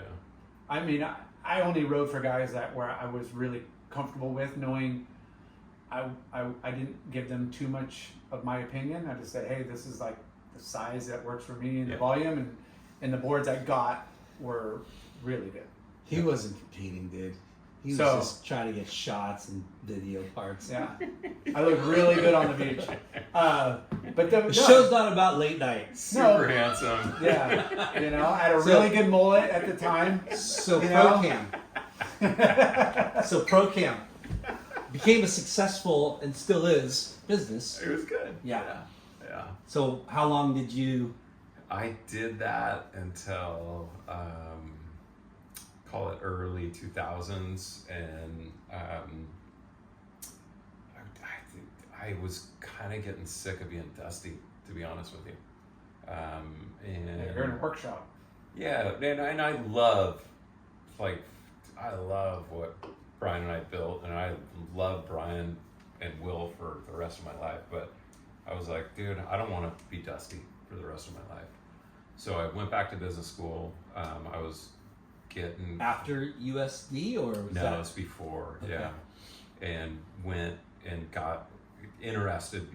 There were a few things that I was lacking that I really knew I wanted to get good at, and one was like finance. Like I knew I didn't understand based on my high school or college education.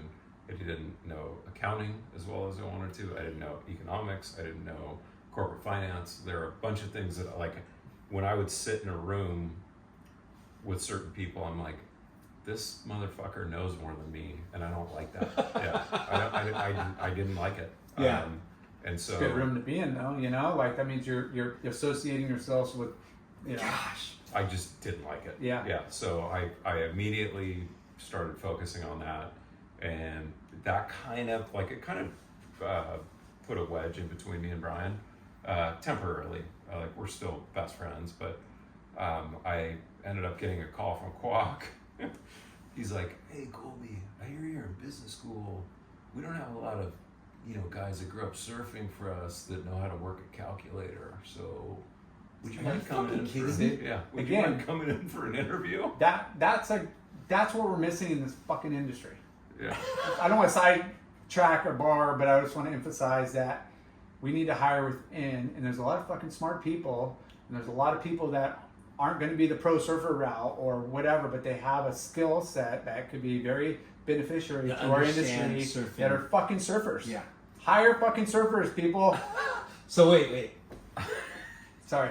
So you're Danny, at ProCam. That's it. You're going back to business school to elevate your knowledge of finance, and Kwock calls you out of the blue. Calls me out of the blue, and then he's such an asshole, and Wait, he knows about. Have you been like conversing with them at all, like this whole time? Not really. I was like modeling for them with Kelly on some like. give us a blue stick. During right this now. thing? Yeah.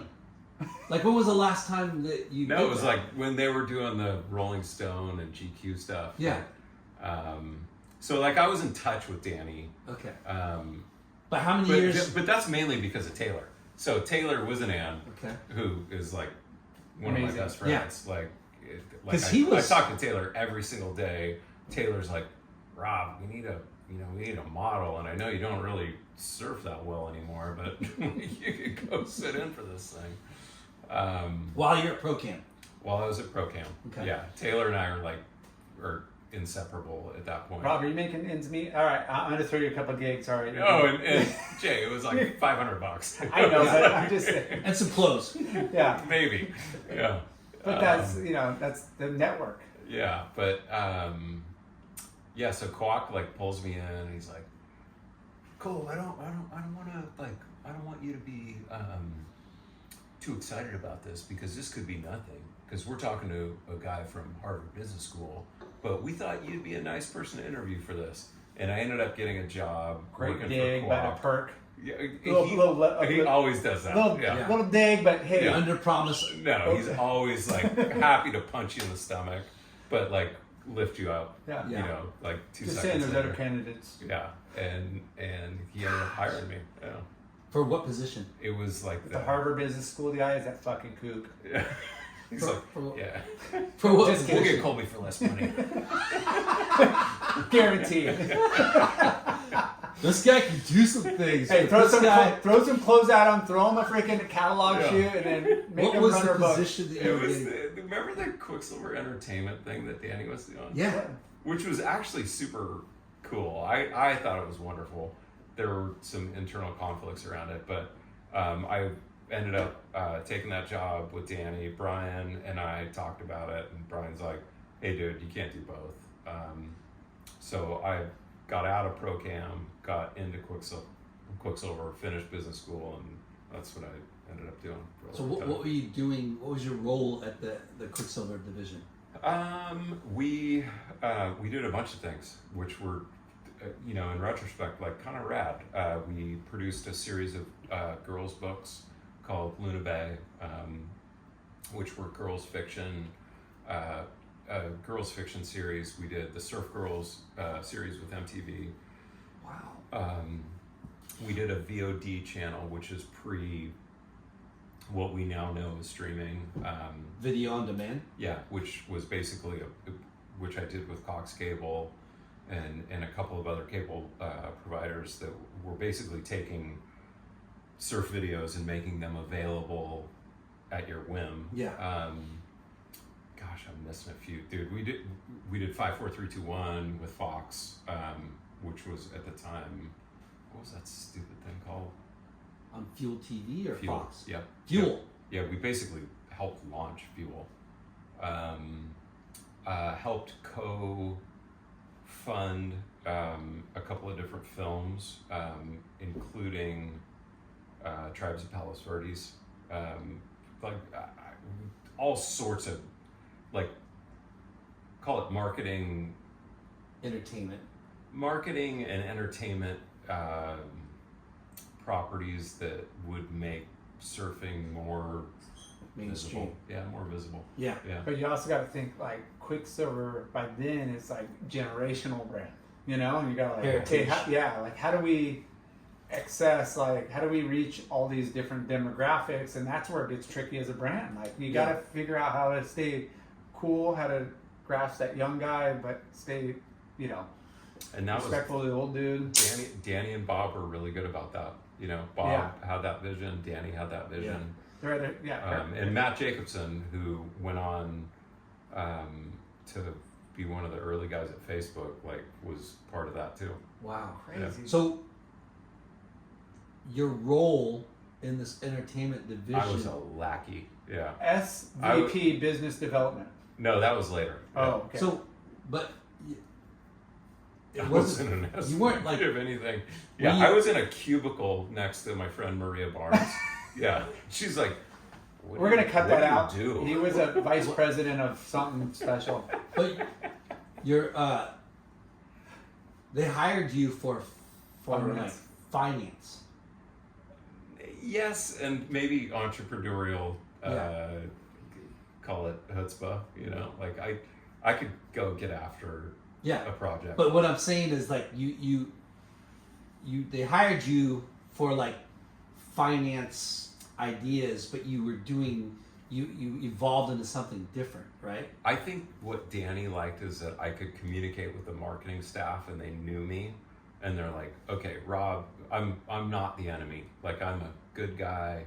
I grew up with most of these guys, like Roger Russell or Mo Torres or Mark Avila. Like any of these guys would look at me and they wouldn't see me as like some dipshit that came from outside. Like they'd go, you know what? Yep. If he wants to sit down and chat about a concept, we're going to sit down with him. So I had credibility in that way, but I could also run a calculator, you know, so it was a weird little mix. Sense. So, and then I got lucky because people like Randy Hild or Steve Tolley or Bob McKnight or, you know, Bill Boussier, you name it, Steve Brink, the CFO, like, they're like, okay, he's okay with the guys down in the marketing pit, but he also isn't a we'll complete... keep the budgets in line and not go he's crazy. not a complete...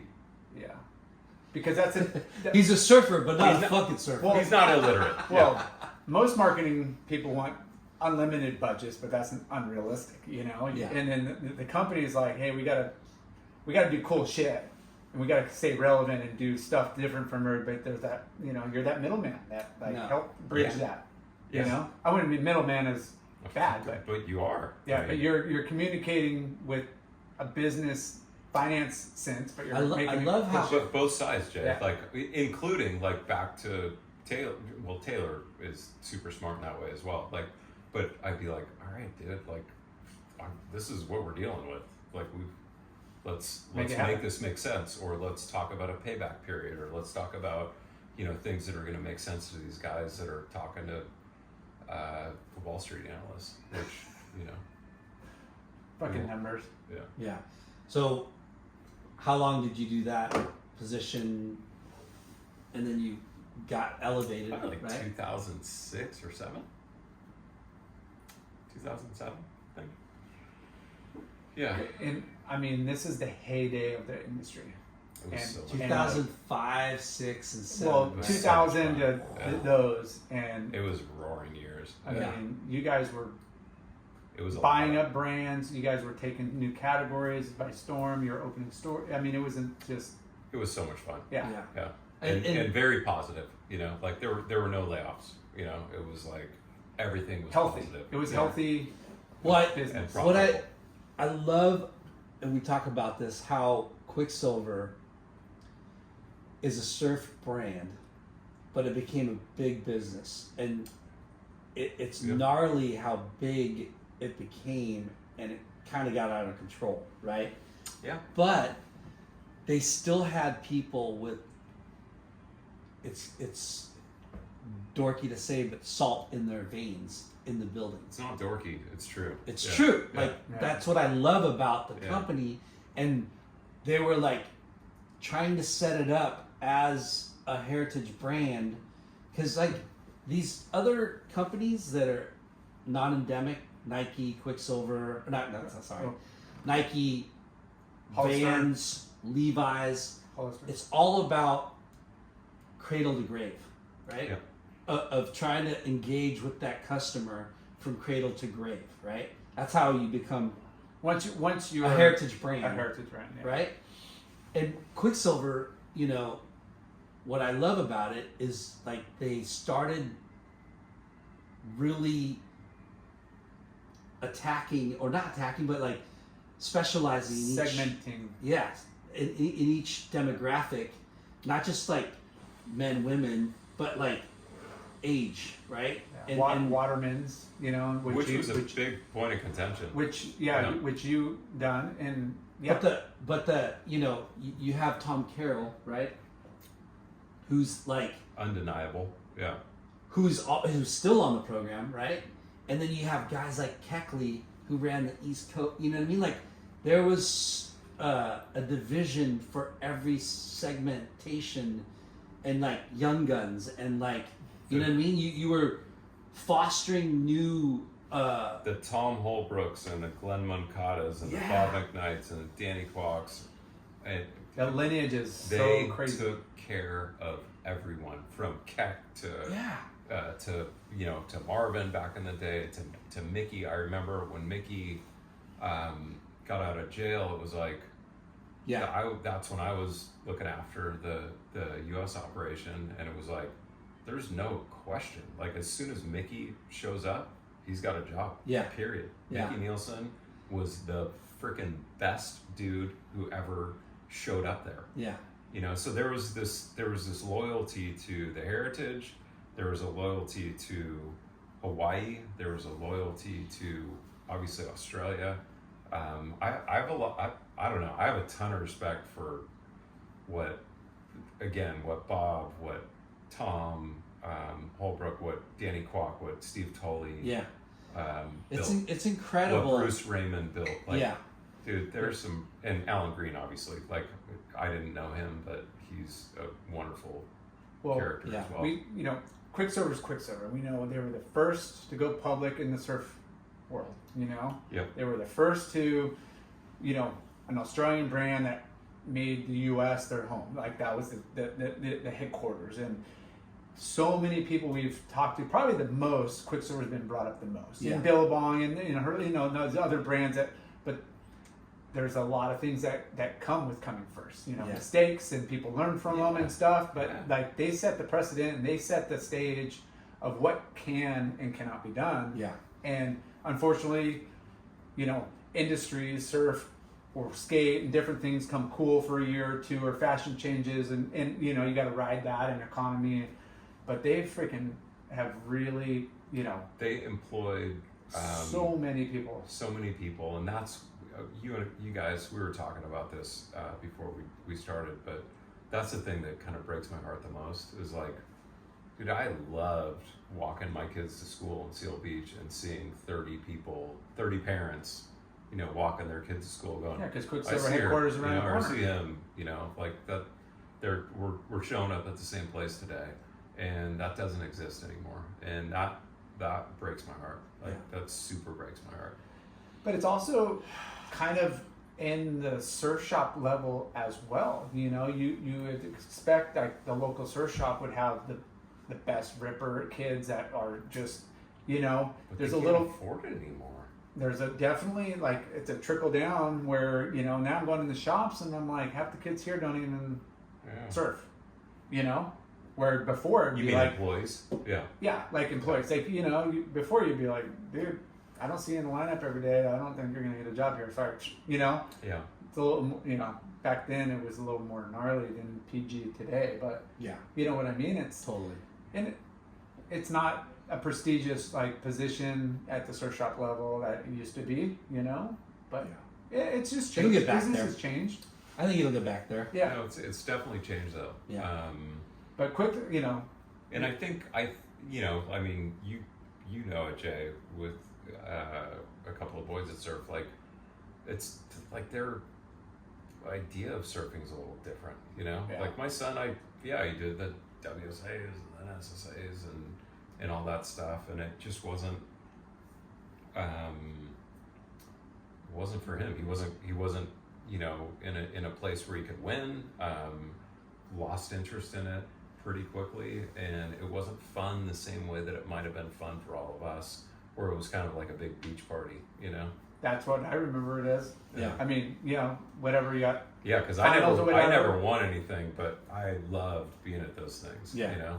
Yeah, and that's where the friendships and the bonding and everything comes from, and that's where it's the same thing if the kids play soccer or my kids play water polo. It's like, it's not about the wins, losses. It's about the camaraderie and the friendship bonds, And again, our friendship bonds happen to be in the surf world early. Yeah. And and it helped us to where we're at. Yeah. We make friendships in high school, college, business partner, like throughout the years, and the circle of friends kind of change. It's not. So Quiksilver. Then what? Gotta take a leak. I gotta Take a break. Okay. This is a great plug for our sponsors. I stopped. Give a shout out to our sponsors, Bonsai Bowls. Bonsai, live life in the bowl. Live Woo! life in the bowl. They got 7 locations. 7 locations.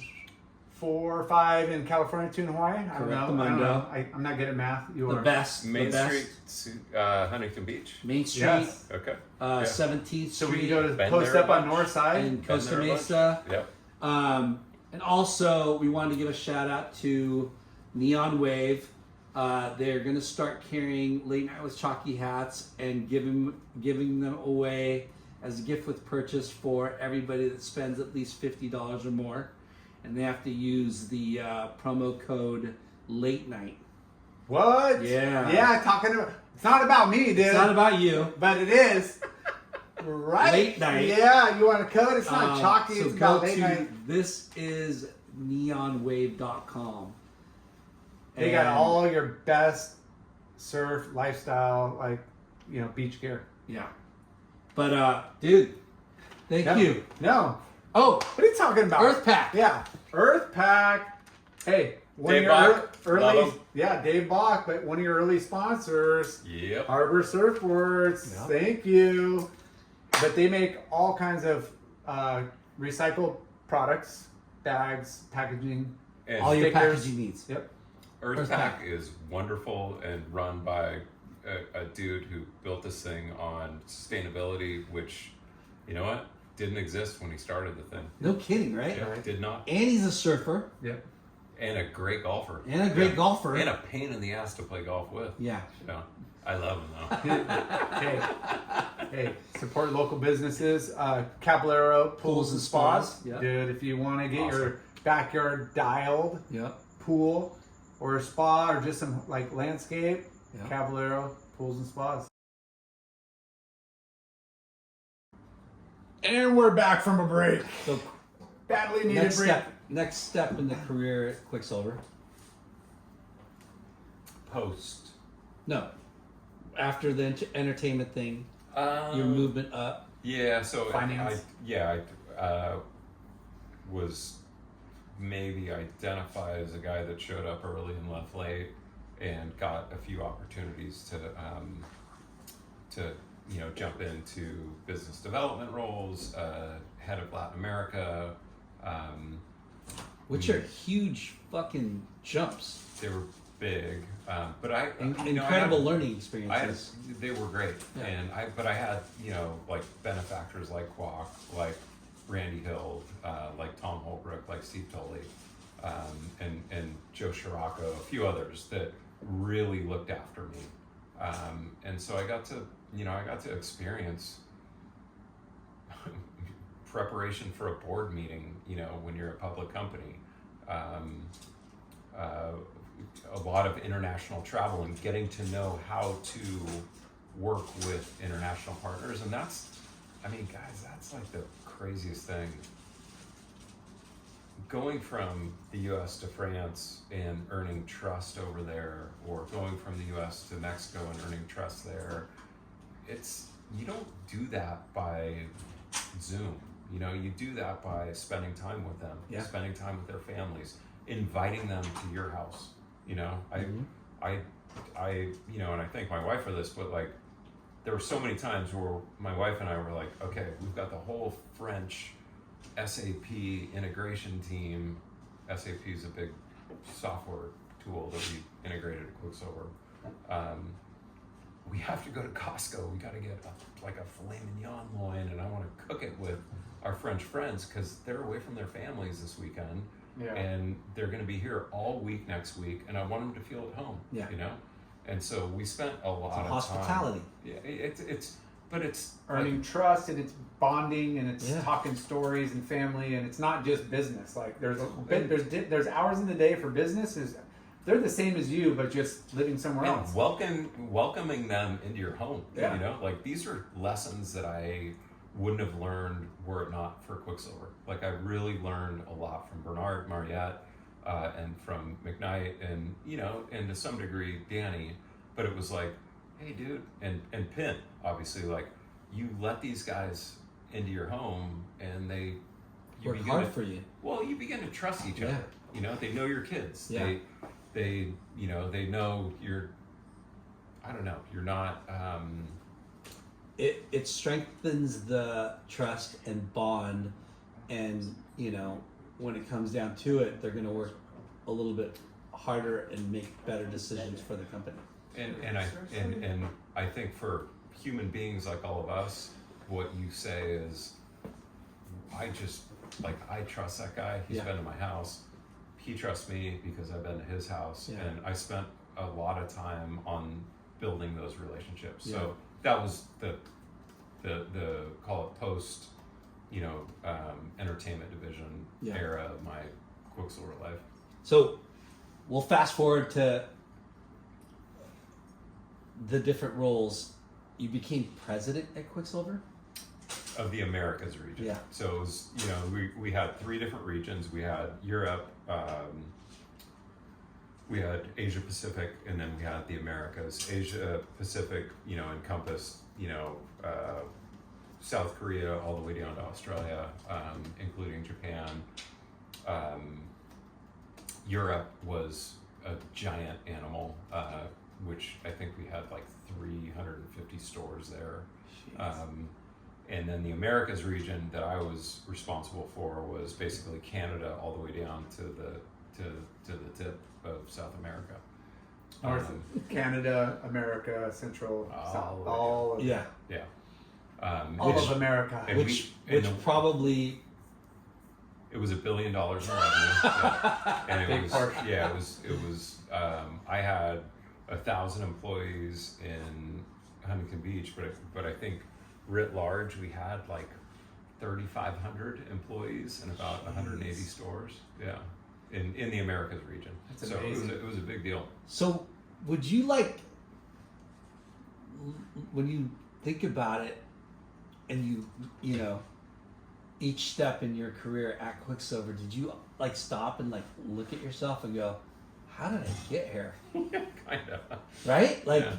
My dad did in particular. He's like, what? Yeah. Because I was wearing jeans and a t-shirt to work, And my dad's like an attorney and drove in a 3-piece suit up to, and I don't mean to diminish my dad, but because he's a hard-ass worker. Yeah.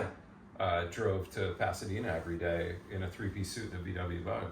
And he didn't understand what the heck I was doing. Yeah, and he would show up at annual meetings and he was very proud and super supportive, but it was a different sort of thing. And you're going 3 miles down the way, give or take. And I got home in 6 minutes one day. Yeah. Because I made every light. Yeah. And when the waves are good, you're taking surf breaks.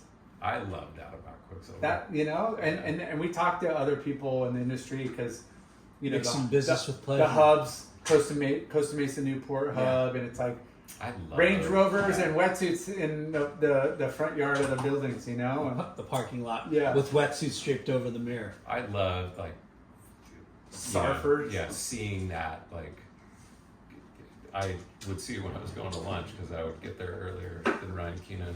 By the way, Ryan, but I loved that. Yeah, I loved seeing everyone going surfing and going surfing at lunch, and I would do it. As much as you could, As much as I could. Yeah. How crazy is it that here you are going back to you trying to be a pro surfer and moving to Australia for 8 months, and then coming back and abandoning surfing for 3 years, trying to be the pro surfer and running Quiksilver a few years later, and then all of a sudden you start this company milling surfboards, and then bam, Quiksilver. And how long was that? From you're there 15 years, give or take. It's a while. Yeah. Gosh. Was that your last role at Quiksilver as president of Americas? Yeah, 2015 or 2014? 2015. Yeah, I left in Feb of 2015. And what was We had a new guy come in who replaced Bob McKnight as the CEO. Bob's still the figurehead at Quiksilver today. He's the face of the brand. Yeah, and he's my guy. I live for that dude. He's everybody's guy. Yeah. Dude. He is the guy. Yeah. The new guy that came in to replace Bob was not like Bob, was not a guy that I connected with, and so it became pretty apparent that I needed to hit the road. So I hit the road. And were you? Did you have an exit strategy or? No, I actually, like, our head of HR said to me, who was a friend, she's like, hey, your contract is coming due at such and such time, and they're changing your reporting structure, so you're no longer reporting to the CEO. You're going to report to so and so. You can call your contract and get your severance and just disappear. Because they broke a contract, kind of. They basically put me in a position where I could call my severance in, which I did. Good for you.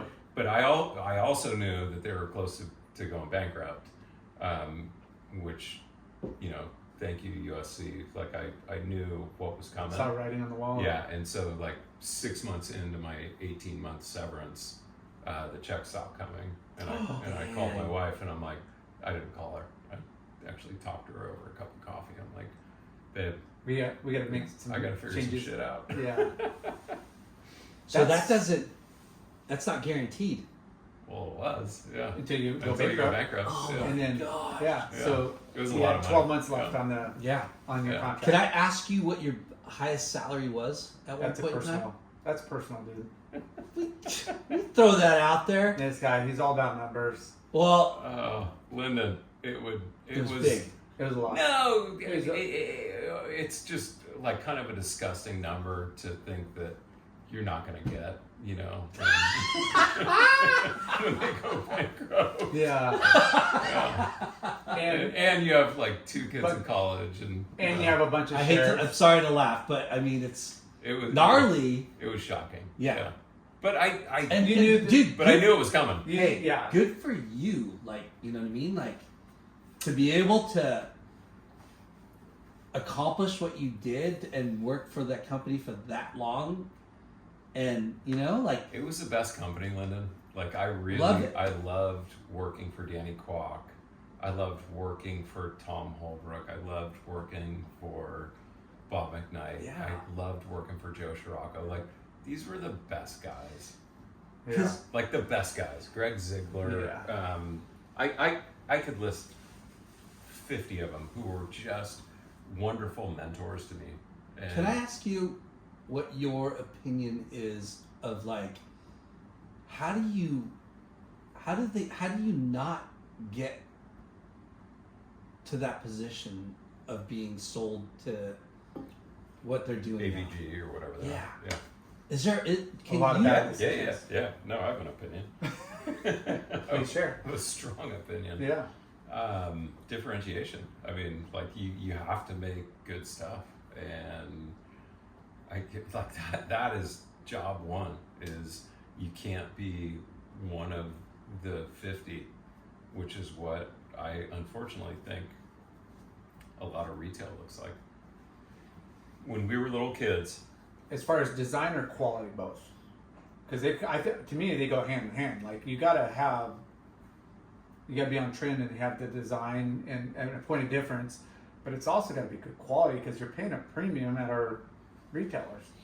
and Jay raises a good point. Jay sells tons of volume of like apparel that is priced right, it's designed right, it's gonna fall into the hands of someone who wants to look cool at a beach. I have a different like view, and I don't want to ever. I think Quiksilver really got off the path when I couldn't get Kelly or Dane or anyone to wear our wetsuits, and I'm like, we're making wetsuits, but they won't wear them because they don't fit or because the quality sucks, you know, whatever. Like, that's one thing that Patagonia would never do. Like, they would just never do that. Like, they would always put equipment first. Like, if you're gonna go do something and that's what your brand stands for, make your shit work.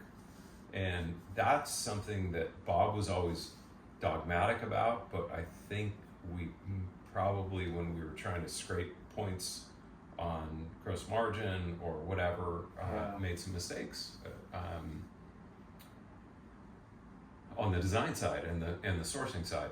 So like if I could do it again at Quiksilver, and I wish I had a longer runway, my whole focus was on like, let's make the best wetsuits, let's make the best equipment for travel, let's make the best board shorts, let's make all of these things that are actually the pieces of equipment that you use to go surfing, the very best in the world.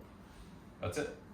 Yeah. Well, I mean, what a great topic to bring up, because right now, Stab just put out their What's It review, and Quiksilver was not even in the top 5. They're barely scratching top 10. Yeah. You know? And somebody that's been in the rubber business for that long, somebody that's that, you know, a powerhouse, you would think they would have. And again, they're clothing, they're a lifestyle, you know, they make everything outerwear, you know, they're not just a wetsuit brand, which they're competing against some companies that are just wetsuit, but you would think, again, to your point, like they sacrificed a couple somewhere things down that the line. I wish that, you know,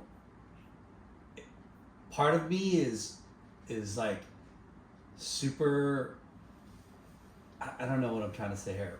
I like how Don't make me look Bob is a businessman and a surfer, but And a good dude. and a great dude, but the I don't know, I don't know what the answer is on like distribution and like acquisition and like, you know what I mean? Well, the acquisition thing, Lennon, is like that ship has sailed, right? So Yeah, like but Hurley's that's gone, like all these brands are gone.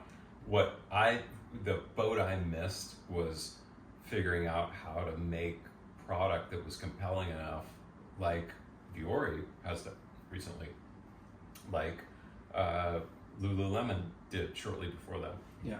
I just like How did you let those? we failed to make product that was different and better than what existed and was easily copied at Target or at Costco or at fill in the blank retailer that became your typical $45 board short, which like none of us are going to wear $45 board shorts. They suck. You know, we love all of us have examples of board shorts that we probably still have that we got when we were little guys. Well, like Quiksilver again, that were made right. the Dobby, you know, like putting out the Yep. textured, you know, non-chafing, like, you know. You have to have a reason to exist. Like you have to. We're point in of action difference sports. It's got to be innovative. It's got to be technical. We're all, I wouldn't just say humanitarians, but you know, we're earthers, meaning like we want to protect. Textile industry it's bad, you know, and it's too easily copied these days. we And gotta so be. you gotta like you have to have a point of view. Yeah. Okay. You leave Quiksilver. Yep. You didn't have an exit strategy. Well, I thought I did. Sit back and collect Benjamins. Wait, did you have stock options? You were able to play that? Huge stock package. Yes. Yeah. Yeah. Awesome. No. Okay. No, and guess what? It was worth. Really? Donut. Yeah. Oh. Yeah. No, actually, this is actually. I'm happy to share this. I was the first. Pierre Agnes, who has passed away, was like a real, like he's my big brother. Like along with Craig Stevenson, and along with Greg Healy and McKnight, like the group of us had pretty significant stock packages, and I hated this fucking new CEO so much that I left. Like I dropped it all, and they could have been worth, you know, a decent amount of money. So you like retirement money, where you dropped it at a point where you should have helped. Everyone on the board was like, he's leaving, but he has this that could potentially vest. This guy might be a real problem, and he turned out to be a problem and was fired 3 weeks later. Yeah. So, and then Pierre took over, and I'm like just brokenhearted about his passing, but So heavy. yeah, it just sucks. What a way to go, though. Out in the ocean. Yeah. Yeah, Did- he's did- the raddest dude. Did Kelly's package pay off? I think he did okay. I think he had the right. I think he had the right mentorships on when to sell. Yeah, I think. I think he's pretty rich. I think he did better than me. Bob McKnight, he's sitting all right. No, I'm just kidding. So quickly tell us what transpired next. He had to come out of retirement. No, I knew I wanted to do something, and I got really excited about inventions, and they could be product inventions or business model inventions, or you name it. And I got super psyched on the direct-to-consumer idea. This is, again, early 2015. I got really excited about a running shoe that we had invested in at Quiksilver that I thought would change the way running shoes were made and how fast you could run a marathon, which ended up being true. What was that? So it was we had invented a carbon plate that would sit inside a midsole. So I had crazy bounce. Yeah, that would basically encourage running on your forefoot and has Amplify. now, yeah. So Nike's like, I remember we had so my brand was called Ampla that we bought from Quiksilver, who had invested in it, and I remember getting an order from Trevor Edwards, who was the CEO or COO at Nike. Who's the other guy at Under Armour? Anyway, like everyone bought one, like right when the Sports Illustrated article came out, and we just ran out of money. Yeah. So, Damn. yeah. Anyhow, any of you guys want to invest in running shoes? We still own the IP. And the patent. But I got Is there? Yeah, no, we have IP. Yeah. But I got operating. excited about just doing something different. What I didn't want to see were like shelves and shelves and warehouses full of different prints and different color blocking and different, like boring shit that we've seen forever. I wanted to have 2 SKUs and sell a bunch of them, and that's kind of where I focus my time. Does that make sense? Yeah. Totally. Yeah. I mean, Simplify, and the performance speaks for itself. Which And make something that deserves to exist. I mean, that's the big thing for me is like, we don't need another board short. We don't need another beach towel. We don't need another anything. Like, make something that deserves to exist. yeah. which is hard in this day because again we're consumers, and I think it's brainwashed.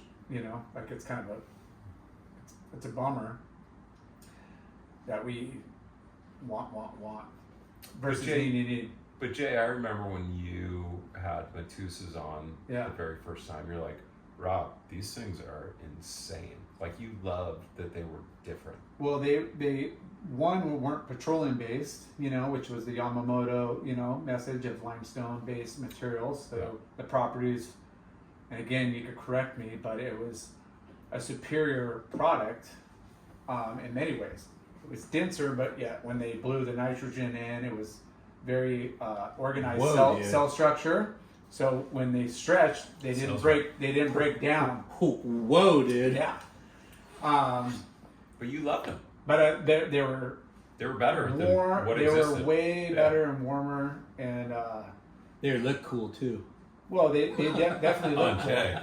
The hydro seal, but the fact that you didn't have to go like a warmer, thicker suit to stay as warm. Yeah. That was the selling. That was like, you don't have to put on a 4.3. Yeah. You can if you're a wuss like this guy over here. He wears it in the summer.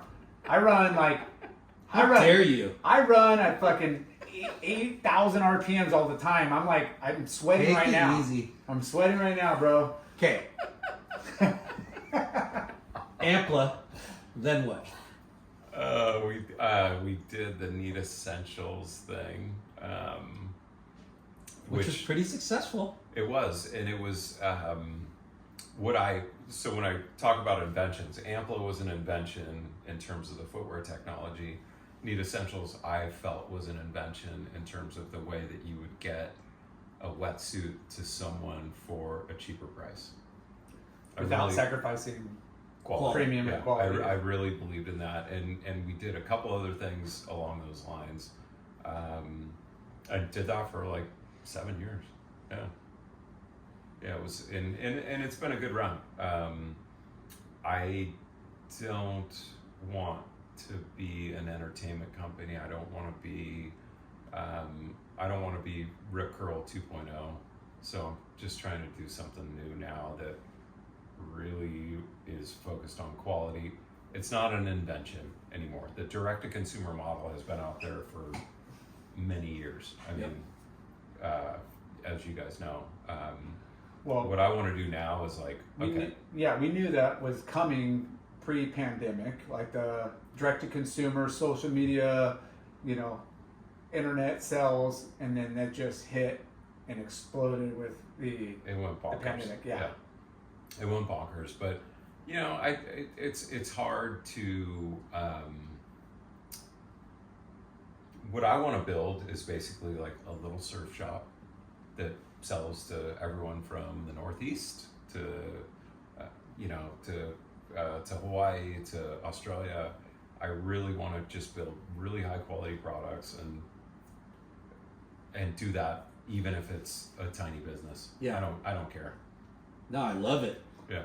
And that's a mindset based on the business model you set up, but that mindset, if it's scaled right in all the right places, is actually a lot less cumbersome on waste and everything else. Like, it's a mom and pop small business that's global. That's that runs 24/7. I mean, basically. I mean, we ship 7 days a week. I have my son and his buddies and a wonderful crew of guys working there. Cheap labor, slave labor. I mean, no. Just kidding. They ain't cheap. Yeah, I know. His radiator just blew up the other day. And I don't know if we want to,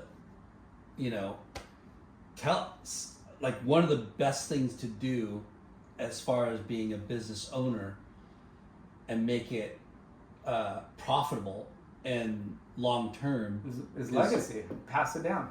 But also owning the building, which we do. So which I think is important to kind of point out. I didn't think I told you that. We got some random opportunity in Santa Barbara that was. What year? It was like very beginning of COVID, and it's in a neighborhood. Can't believe you didn't call me. I tried. Yeah, you didn't pick up. Whoa, you blew it, Lar. At least you got a call. No, but yeah, Santa Barbara. What was like because of your college years there? Wife and I went to school up there. Yeah, that's like up there. Just can you build a loft? Has it got a kitchenette and like bathroom? And there's like a little place where you guys can stay. I like it. I like it. Yeah, Linden particularly. Yeah, if you're well behaved. I'm gonna dirty that place up. So we bought the place. My wife and I bought the place, and what's been fun about it is it's kind of a man cave where you're like, every week I go up every Monday morning and work with the boys who are doing the pick, pack, and ship, and we have a little showroom up there, but. What's fun is like kind of just goofing around with this little building and trying to make it better every day. That's insane. Yeah. How big is the building? 7,500 feet, so not big. Yeah. But big enough for your business stuff. Plenty big. Yeah. And we actually service a couple of. I want to keep my little crew working, so we have like seasonal businesses that'll come in for 3PL work. Oh, nice. Yeah, and we just kind of just keep the place. Moving product in and moving product out. So again, it's a Colby Plus. Colby Plus is the wetsuit brand. Yeah. Yep. And then can you go through your incredible bags? Linden? Yes, of course. Yeah.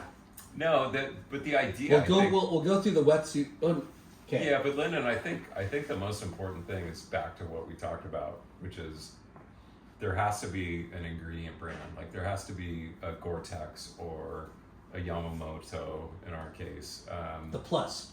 Yeah, so Colby Plus, which I was totally reluctant to do as a name, I just thought, you know what, if it's Colby Plus Scholler fabric from Switzerland, it will signal to Lyndon or Jay, like, you know what you're getting. Yeah. You know, if it's Colby Plus Gore-Tex, you know what you're getting. If it's Colby Plus Yamamoto, you know what you're getting. And we did that with the bags. And we're just gonna try and again, like build, like I want it to be a little surf shop. Yeah. How many SKUs of bags do you have? We have 3. 3. Yeah. Okay. And then we've got leash and traction coming out. We've got wetsuits, board shorts. But it's going to be a simple line. Unfortunately, only for men, at least on the wetsuit side. So yeah. Yeah. You gotta start small and kind of, So you have work through it. a big duffel, right? 80 liters of. We could fit you in this, Lyndon. Yeah, I think I could scrunch up in there. I don't know. He's kind of a little heavy. Bro. Heavy. I will No, kick you in the ding ding, He's bro. a little heavy. I don't know. Then you have that sick flip top, right? Yeah. So I mean, honestly, like I'm a giant Patagonia fan, as you can probably see. All welded seams, waterproof. Yeah. This is you can take it anywhere in the world. Sweet. But Show the camera. But Jay, this. like squeeze that squeeze thing. it, like I pop this like a zip. I can't. You can't. It's airtight. you can't sink. It's waterproof. That thing's It is. amazing. It's great. Do you have model names for them or no? Tons I'm of, working on that. Working Yeah. on that. Tons of So accessories. is it out yet? No. No. Yeah. they're September coming. Yeah. September. 13th. So these Maybe guys sooner. are landing on the 27th of this month, and then we'll have wetsuits for sale. Call it the first week of September, but it's too damn warm to surf in a 3.2 right now, Yeah. let alone a hooded 4.3. But again, you're global. You're not really Yeah. just selling. We're only shipping, Jay, to Canada and the U.S. right now. For Yeah. now. Canada's fucking cold. So bags. You have 3 models. Bags, leashes, traction, wetsuits. Okay. Board shorts are coming, which we're going to build in the U.S. But What kind of what different leashes? Like 6 foot comp. just typical, like a comp, a 6-footer, a 7-footer, and then like a big wave mama with a quick release. Okay. London doesn't even hear about that. Yeah. I want to tell the people what Oh yeah, our expecting, bro. Our Come on. listeners. And then as far as the wetsuits, you got Full range. jackets. 5.4 hooded, 4.3 hooded, 4.3 chest zip, 3.2 chest zip, 2.2 short arm full, which actually all of the suits have liquid sealed seams from the armpits down, but to keep the upper body free, do not have any of the liquid seal constraints. And Melco tape across the the chest zip. I mean, guys, when you get your hands on this, it's It feels amazing. otherworldly. No, And this is Yamamoto rubber. 100%. Yeah, and it's 40 and 39. So 40 up here, 39 in the body, and And when you, why, for me and for the novice, and custom jersey. what does Yamamoto represent? I think just for me, like perfection. So making sure that everything that comes off the production line is going to meet standards that only the Japanese, and Jay, you know this as well. Yeah. Like I rode for Japanese rubber for they many years. look at every seam. They look at every ounce Meticulous. of everything. Meticulous is the perfect word. Yeah. And so what we're trying to do is like I'll take basically that one. say, not only do you have like the perfect ingredient brand from Yamamoto, but you're gonna get it for a price that isn't gonna reflect a retail markup, which is a big deal. Yeah. It's twice the price. Yeah. Yeah. And it's refreshing because most really premium brands are upselling based on the name that they've developed over years, you know, like, you know, and it's from watches to cars to you name it, like jewelry, it's everything. They make up names. They make Yeah. it, yeah. But and we're not trying to make them up. no, but you know, the product sells itself once you try it on, once you feel it, and you know, so to be able to get that premium product at a lesser price point is very intriguing for most, you know? Yeah. And it's scary to buy from someone who's directly online or exclusively online. Free exchanges, free returns, free repairs for the life of the suit. So if I order a large, but I feel like it's a little long, and then I return it your for a return large is short, free, your ship back to you is free, and if you rip the seam out of it because you ran it over with your car, you know, within the first year, we'll repair it for free. Stand Lyndon, behind your product. Lyndon, Yeah. don't be doing burnouts on your freaking product, bro. Yeah, please don't do that. Yeah. Yeah. That's amazing. Yeah. It feels really nice. So again, you're launching the bags and Bags are gonna be in about a week and a half. Wetsuits are about a week away, and you can pre-order right now. And then board shorts are a little further behind that. Wow. Leashes and traction are shortly behind. The bags, I would say, call it mid-September. Nice. Yeah. I love it. I'm Can we stoked talk for about the other thing too? ice bath? Oh, Yeah. Yeah, of course. what are we gonna talk about? Dude. I don't know. You tell me. Hey, I'm broken. I need an ice bath. Okay, tell the story. I can't move. Tell the goat story from It's not a good story. no, the goat story. Oh, the goat story. Yeah. Yeah, he'll get How ticked at me if I.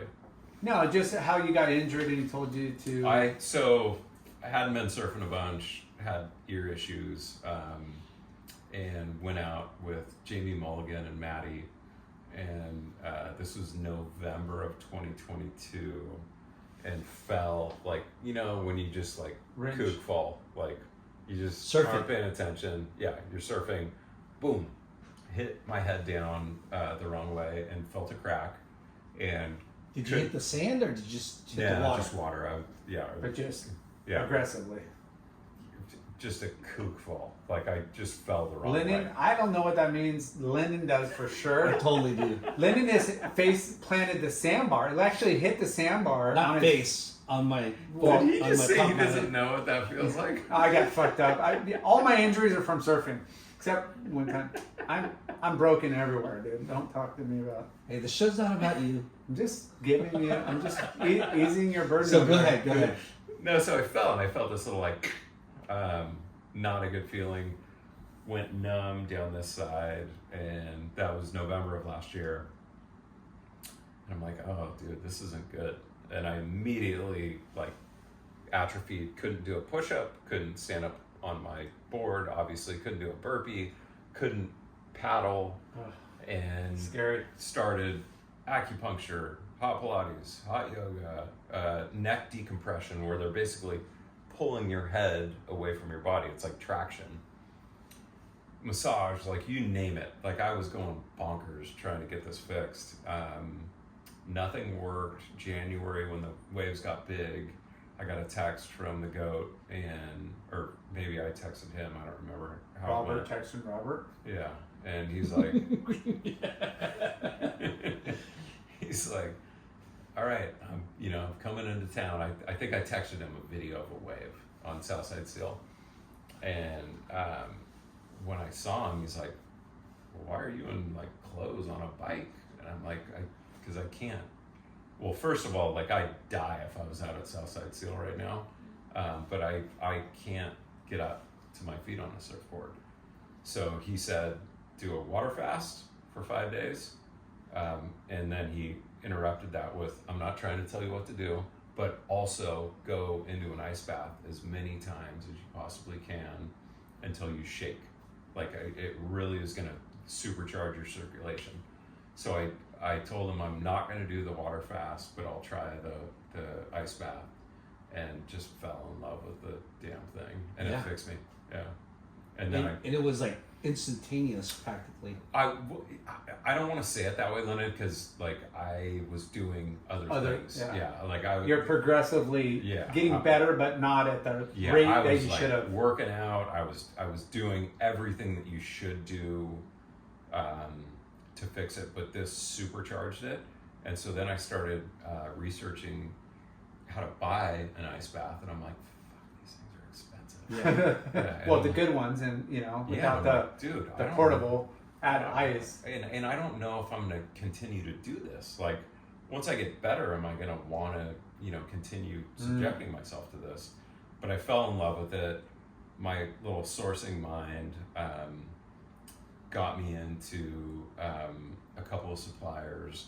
My little crew at the warehouse, they're like, let's make a couple. So we bought our first tub on Wayfair and started like doctoring this thing up. And then we, kind of advanced to the point where we built a really, what I think is like a really good group of products that are super effective, freezing cold, but not something that you would hide on your side yard. Like they would be something that Jay Larson or Lyndon would be, psyched to like have out next to their pool. And that was kind of like what ended up being like not just a therapeutic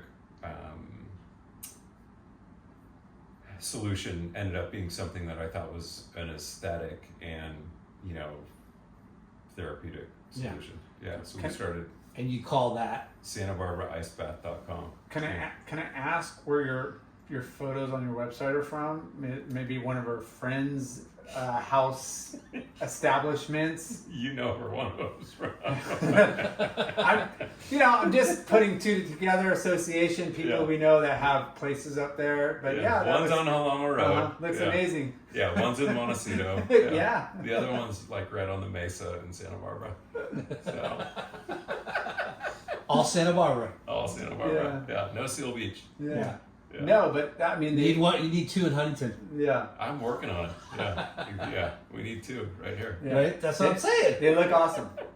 But it's I wouldn't say it's trendy because it's been around for centuries about, like icing and stuff, but it is trendy in retrospect to a business, It's super. But you're going to get loyal. Your people that have done it and committed reap the benefit, and the word of mouth is like that's the message. What's crazy, boys, is like you take an Advil. How long does it take? I don't even know. Like, I don't does even it take a half an hour or whatever? I hate pills. No pills. Okay, so if you have to take an Advil, how long does it take? I'm gonna guess that it takes a half an hour to kick in. This takes 3 minutes. Like you jump in an ice bath, it takes 3 minutes. It's not comfortable. Yeah. No. It's way easier to eat 3 Advil, but you jump in one of these things, you are fixed in 3 minutes. Yeah. It's super gnarly. And I thank the goat for. Yeah. Well, so another goat story. I'm in Santa Barbara, and I service that area. I get up early. There's never waves up there, so I understand why you quit for 3 years while going to school because there's fucking no waves up there. I miss traffic because I'm like either doing, so I park right next to the skate park, and I go for a run. I'm like, fuck, I got all my shit in my car all the time, yoga mat, whatever. I go for a run, and I'm running, and I get a tap on my shoulder. Like, this is years ago. And I get a tap on my shoulder, and I look. It's Benji Weatherly. And he just got out of the water. And this is middle of winter, and it's like freezing. He's like, I thought that was you. I saw your van. I saw you running. And I'm like, what Benji Weatherly? Yeah. And I'm like, what the fuck? He's like, I got in a car accident. He got T-boned in his Prius while he's living up there. And he's all, yeah. Kelly's got me coming down. I gotta go in the water as much as I can. No joke. That was his ice bath. That was his ice bath. He's like, I'm just jumping in the water like every morning, you know. Santa Barbara works for that. And he's like, I'm just out there like floating. I saw your van before I jumped in the water, and then I saw you running by, and hence the GOAT giving him some props on like because he had not major injuries, but he had like some bad hips. Yeah. His car got towed, and he was doing his ice bath. And now he was strict with me too. He's like, hey, I'm not trying to tell you what to do, but this is gonna work. Yeah. But he's done that to other people, like it was brought up. I'm like, and he fixed me. Yeah. And I texted him. I'm like, dude, thank you. And by the way, I started a company doing this. And he's like, holy cow, you know, or whatever he said. It's epic. That's amazing. And I told you my GOAT story on cold showers. Like he inspired me to take only cold showers. I never take ever cold showers. You can't do the hot cold? I don't do any. What? Well, I'll do the hot and cold if there's a sauna. Well, I get my. But I never. And I told you, like, I feel like it's helped me not procrastinate, and it helps me like. Does it work with the gout? I think so. But here's one thing though. What's crazy? Not crazy, but Waco, right? Yeah. So last May, and you know how fucking have you surfed Waco? Unfortunately, yeah. Did you not like it? I loved it. I'm the worst. Like, so I did it. I destroyed 3 surfboards there. Did you really? Yeah. That sounds like what I would do, but No, I was super actually kook. Yeah. got a lot of waves workable. and surfed a ton and was super sore. They have an ice bath there, right? Yeah. And the next day, like the next hours, nothing. And I did it, you know, the 2 days we were there, never sore. So Yeah. and I'm an old ass man, so I should be sore. But Well, we saw it at Kelly's event too. Yeah. Those dudes were sitting there like I mean, freezing their butts it's off. the best. Like I said, it's something that's been proven over a long period of For a time, and now long they're making time. it accessible, you know, to the home Yeah. or office or business. And you need to go to SantaBarbaraIcebath.com and check it out because they have some really beautiful tubs. I'm in. I'm sold. I I'm can't gonna order believe one right this now. guy. We're gonna have to wrap this up. It's almost 3 hours. Oh But- gosh. But okay. Have another drink. Have another Ashland, dude. We're good. Shh. Who would have thought that Robert Colby, who I love he calls me Robert. he didn't start surfing until 10, Yeah. which is pretty late for surfing, right? Kind of late. Nah. When did you start? That's normal. Way later because I'm inland, dude. Oh, okay. Yeah. Cool. I didn't start till junior high. Between gymnastics and accordion tutoring, it was hard to fit it in. I'm just telling it I'm just saying. And Yeah. you're far, you're inland. It was inland. It was. Continue. Dude, it used to take me. I'll say this every fucking time. I would ride my bike to the beach. This is gonna be a while. Never And been be another aspect. 2.5 hours, Robert Colby. 2.5 hours it would take me from my house to Seal Beach jetty. Gnarly. That's nuts. No, and dude, I was on a shitty 10-speed that had one brake, Were you just like holding the board, with one no fucking board rack. eye? Into the wind too? It sometimes into the wind, A lot of times. a lot of times, Yeah. but loved it. Uphill both ways. No, Loved it, bro. Definitely into the wind. Yeah. Loved Yeah, the wind's every so minute hard. of it. But Lyndon Dude, fucking used fucking to rips. rip. He still rips. Riverside Seal. Yeah. For HB. I can't believe I heard that from Hey, you. That's so No, awesome. I was into Lyndon's. For- like, Thank you, man. Yeah, I I was into appreciate that. For years, you know, we've been doing this board riders club shit, and this guy, I'm like, I wouldn't say you smoke, but you're like, you could smoke most everybody in their 50s and above, like just most of the time. when I was a little kid, I'm all, he was. why aren't you doing the contest? Oh, I don't need to do a contest. I'm like, we need you to search the contest. And he goes out and he goes straight. Except the one time he got a 775 or 777, 777, bro. Yeah, 777. Yeah. No, but Lyndon and The Joe show's just not got about you boom. or me. Yeah, The just show's a about lot Robert of- Colby. it's lot of big fucking late pops. night with Chalky with our guests. Yeah, it's about us. Come on, dude. Colby Plus over here could sit back for a couple minutes and just listen to you tell us about. I don't need to talk about All right, me. Why No. can't we talk about you? No. but the board riders. Oh, yeah. Are you partaking on the Seal Beach team? No, because I suck. Like, I'm so bad. Yeah. We have guys like Chad Wells and Tim Stamps and Chaz Wickwire, Wickwire who are like who's paddling around everybody. Yeah, we're like really good still. Put Yeah. Chaz out first because Yeah. he's gonna freaking screw. I gotta say, I'm terrible compared dude, to those you're guys. not Mikey terrible. Riley, like Yeah, but he's in the 40s. Simmons is in the 40s. I think Mikey might be creeping No. up on me. No, he's a year. or What two a younger. great like talent pool too We had of a- Seal Beach. We had a fun little crew. Yeah. Yeah. And that's what it's about. Like, again, everybody wants to win, but it's about the community and the bonding and the events and the fundraisings and all the cool things that they do within the community. Hanging out at Mahe, doing your guys' like award It's- ceremonies and shit. Like, It's that's such a epic. neat. It's so cool what Casey and Ziggy Dude. and Chris Marino. and Chris built. Yeah. Like Yeah. it's so freaking cool. We love it.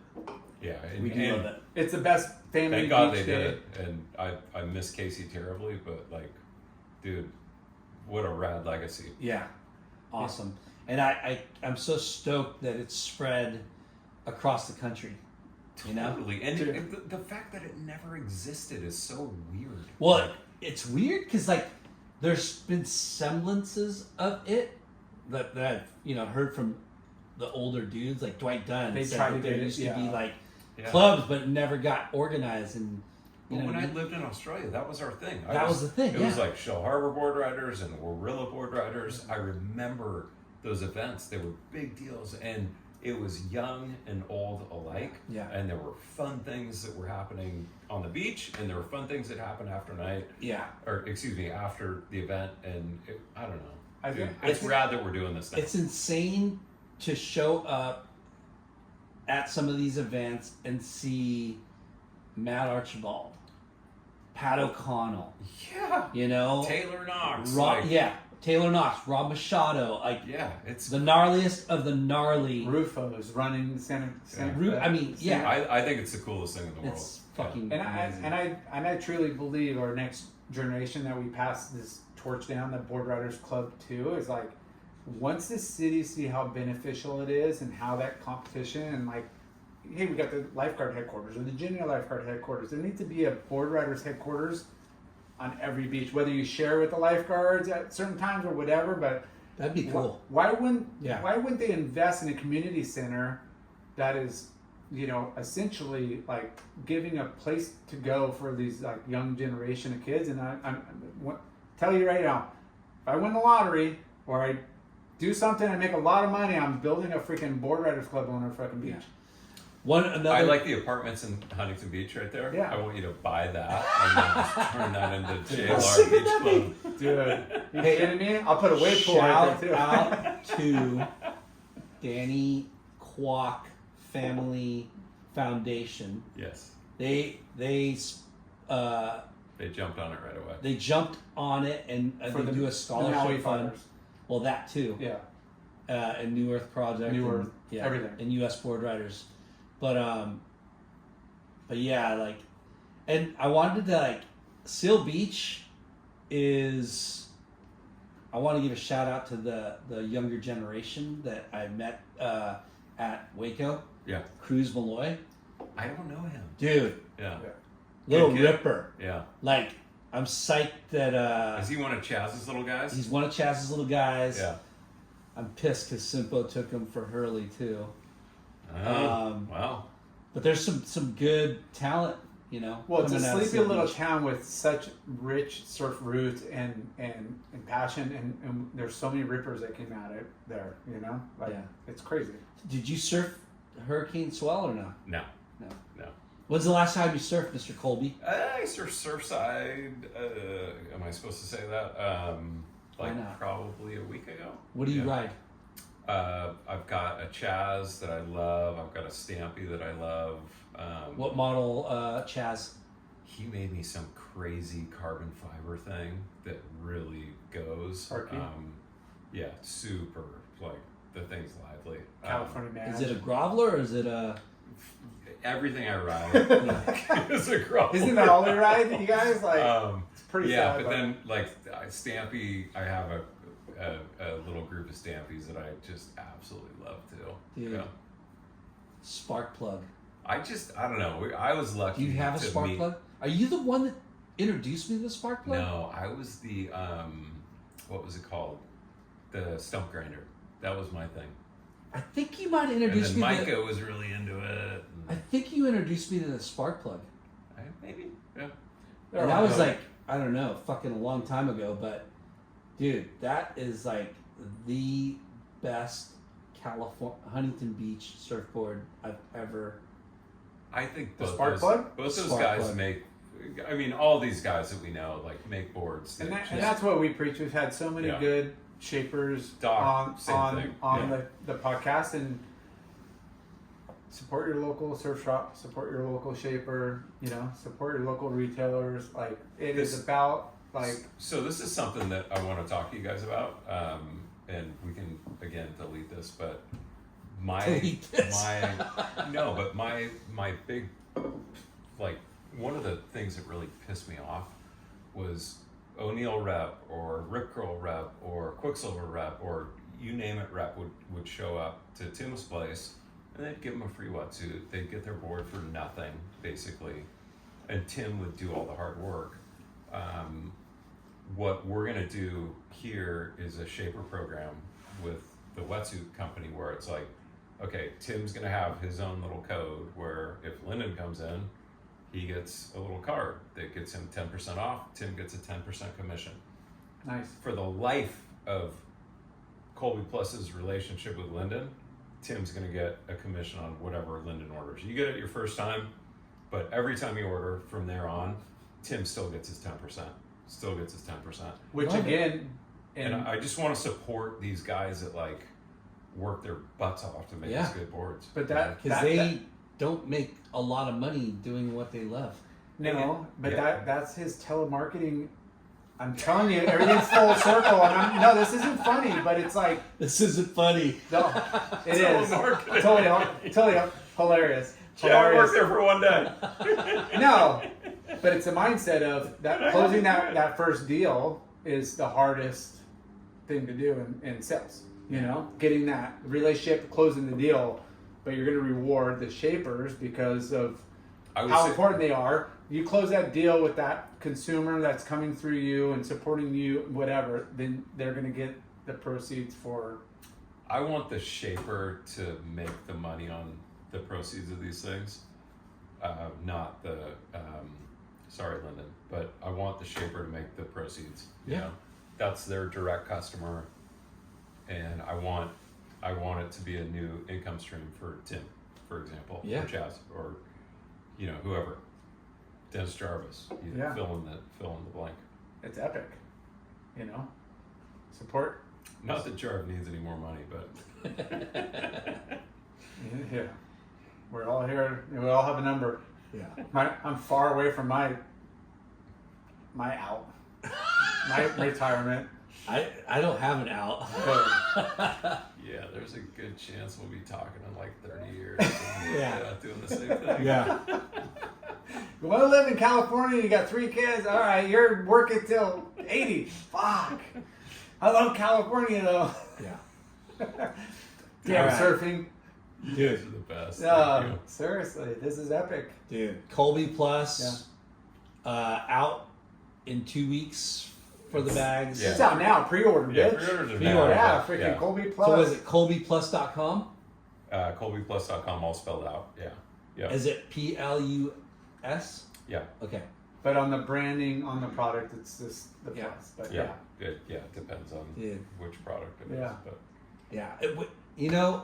dude, We this is love- so much fun. Yeah, we love like having entrepreneurs and entrepreneurs, Our friends. learning about our friends, and family businesses yeah, starting small, Well, Yeah. that's what we're doing. doing it. Yeah. I mean, hey, I totally forgot. I'm going to talk more about myself, but it's because of this guy. when I started my coffee company, this guy, I want your coffee in our buildings. This guy freaking hooked me up and said, Lifted hey, you up. yeah, like we got to, let's Groundswell coffee. Groundswell. Let's start a little incubation, under the radar office in Costa Mesa. I was doing the Ruka building, a couple others, and he's like, yeah, I think we need it at our main buildings too in Huntington. Yeah. I was fucking stoked, man. That was that epic. You're my friend, Give- and that's yeah. what we do. Yeah. I was like, hey, I'm starting coffee. I didn't even think about, like the potential of. I think the we were office in building. like Nicaragua or wherever we were. No, where the heck was that? We were in mainland Mex. Yeah. Yeah, and On the Jeff Floyd swimming trip. around with sharks. Yeah. yeah, dude, we scored. It was fun. It was fun. Yeah. Yeah, we got to talk other surf stories. We didn't even talk about the other travels outside of Australia. Surf? No. Waves? No. Travel. Yeah. Tabarua just going over the handlebars. All right, you guys, thank you for listening. Check out Santa Barbara Ice Bath. Check out Colby Plus. And congrats on your success. And we're going to have you back again soon. Love you, boys. Love ya.